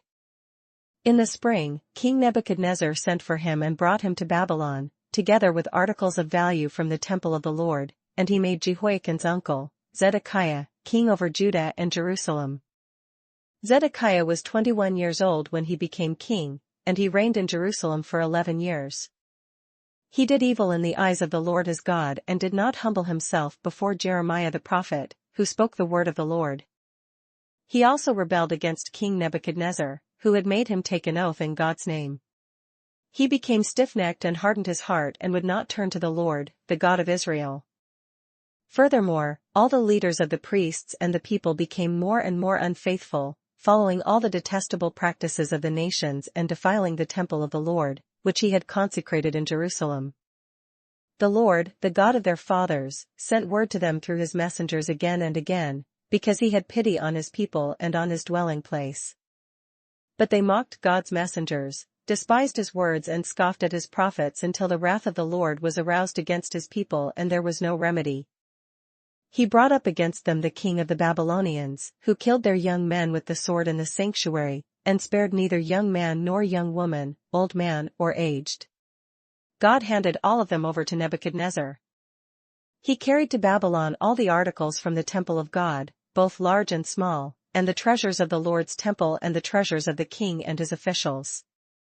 They set fire to God's temple and broke down the wall of Jerusalem. They burned all the palaces and destroyed everything of value there. He carried into exile to Babylon the remnant who escaped from the sword, and they became servants to him and his sons until the kingdom of Persia came to power. The land enjoyed its Sabbath rests. All the time of its desolation it rested, until the 70 years were completed in fulfillment of the word of the Lord spoken by Jeremiah. In the first year of Cyrus king of Persia, in order to fulfill the word of the Lord spoken by Jeremiah, the Lord moved the heart of Cyrus king of Persia to make a proclamation throughout his realm and to put it in writing. This is what Cyrus king of Persia says: "The Lord, the God of heaven, has given me all the kingdoms of the earth, and he has appointed me to build a temple for him at Jerusalem in Judah. Any one of his people among you, may the Lord his God be with him, and let him go up,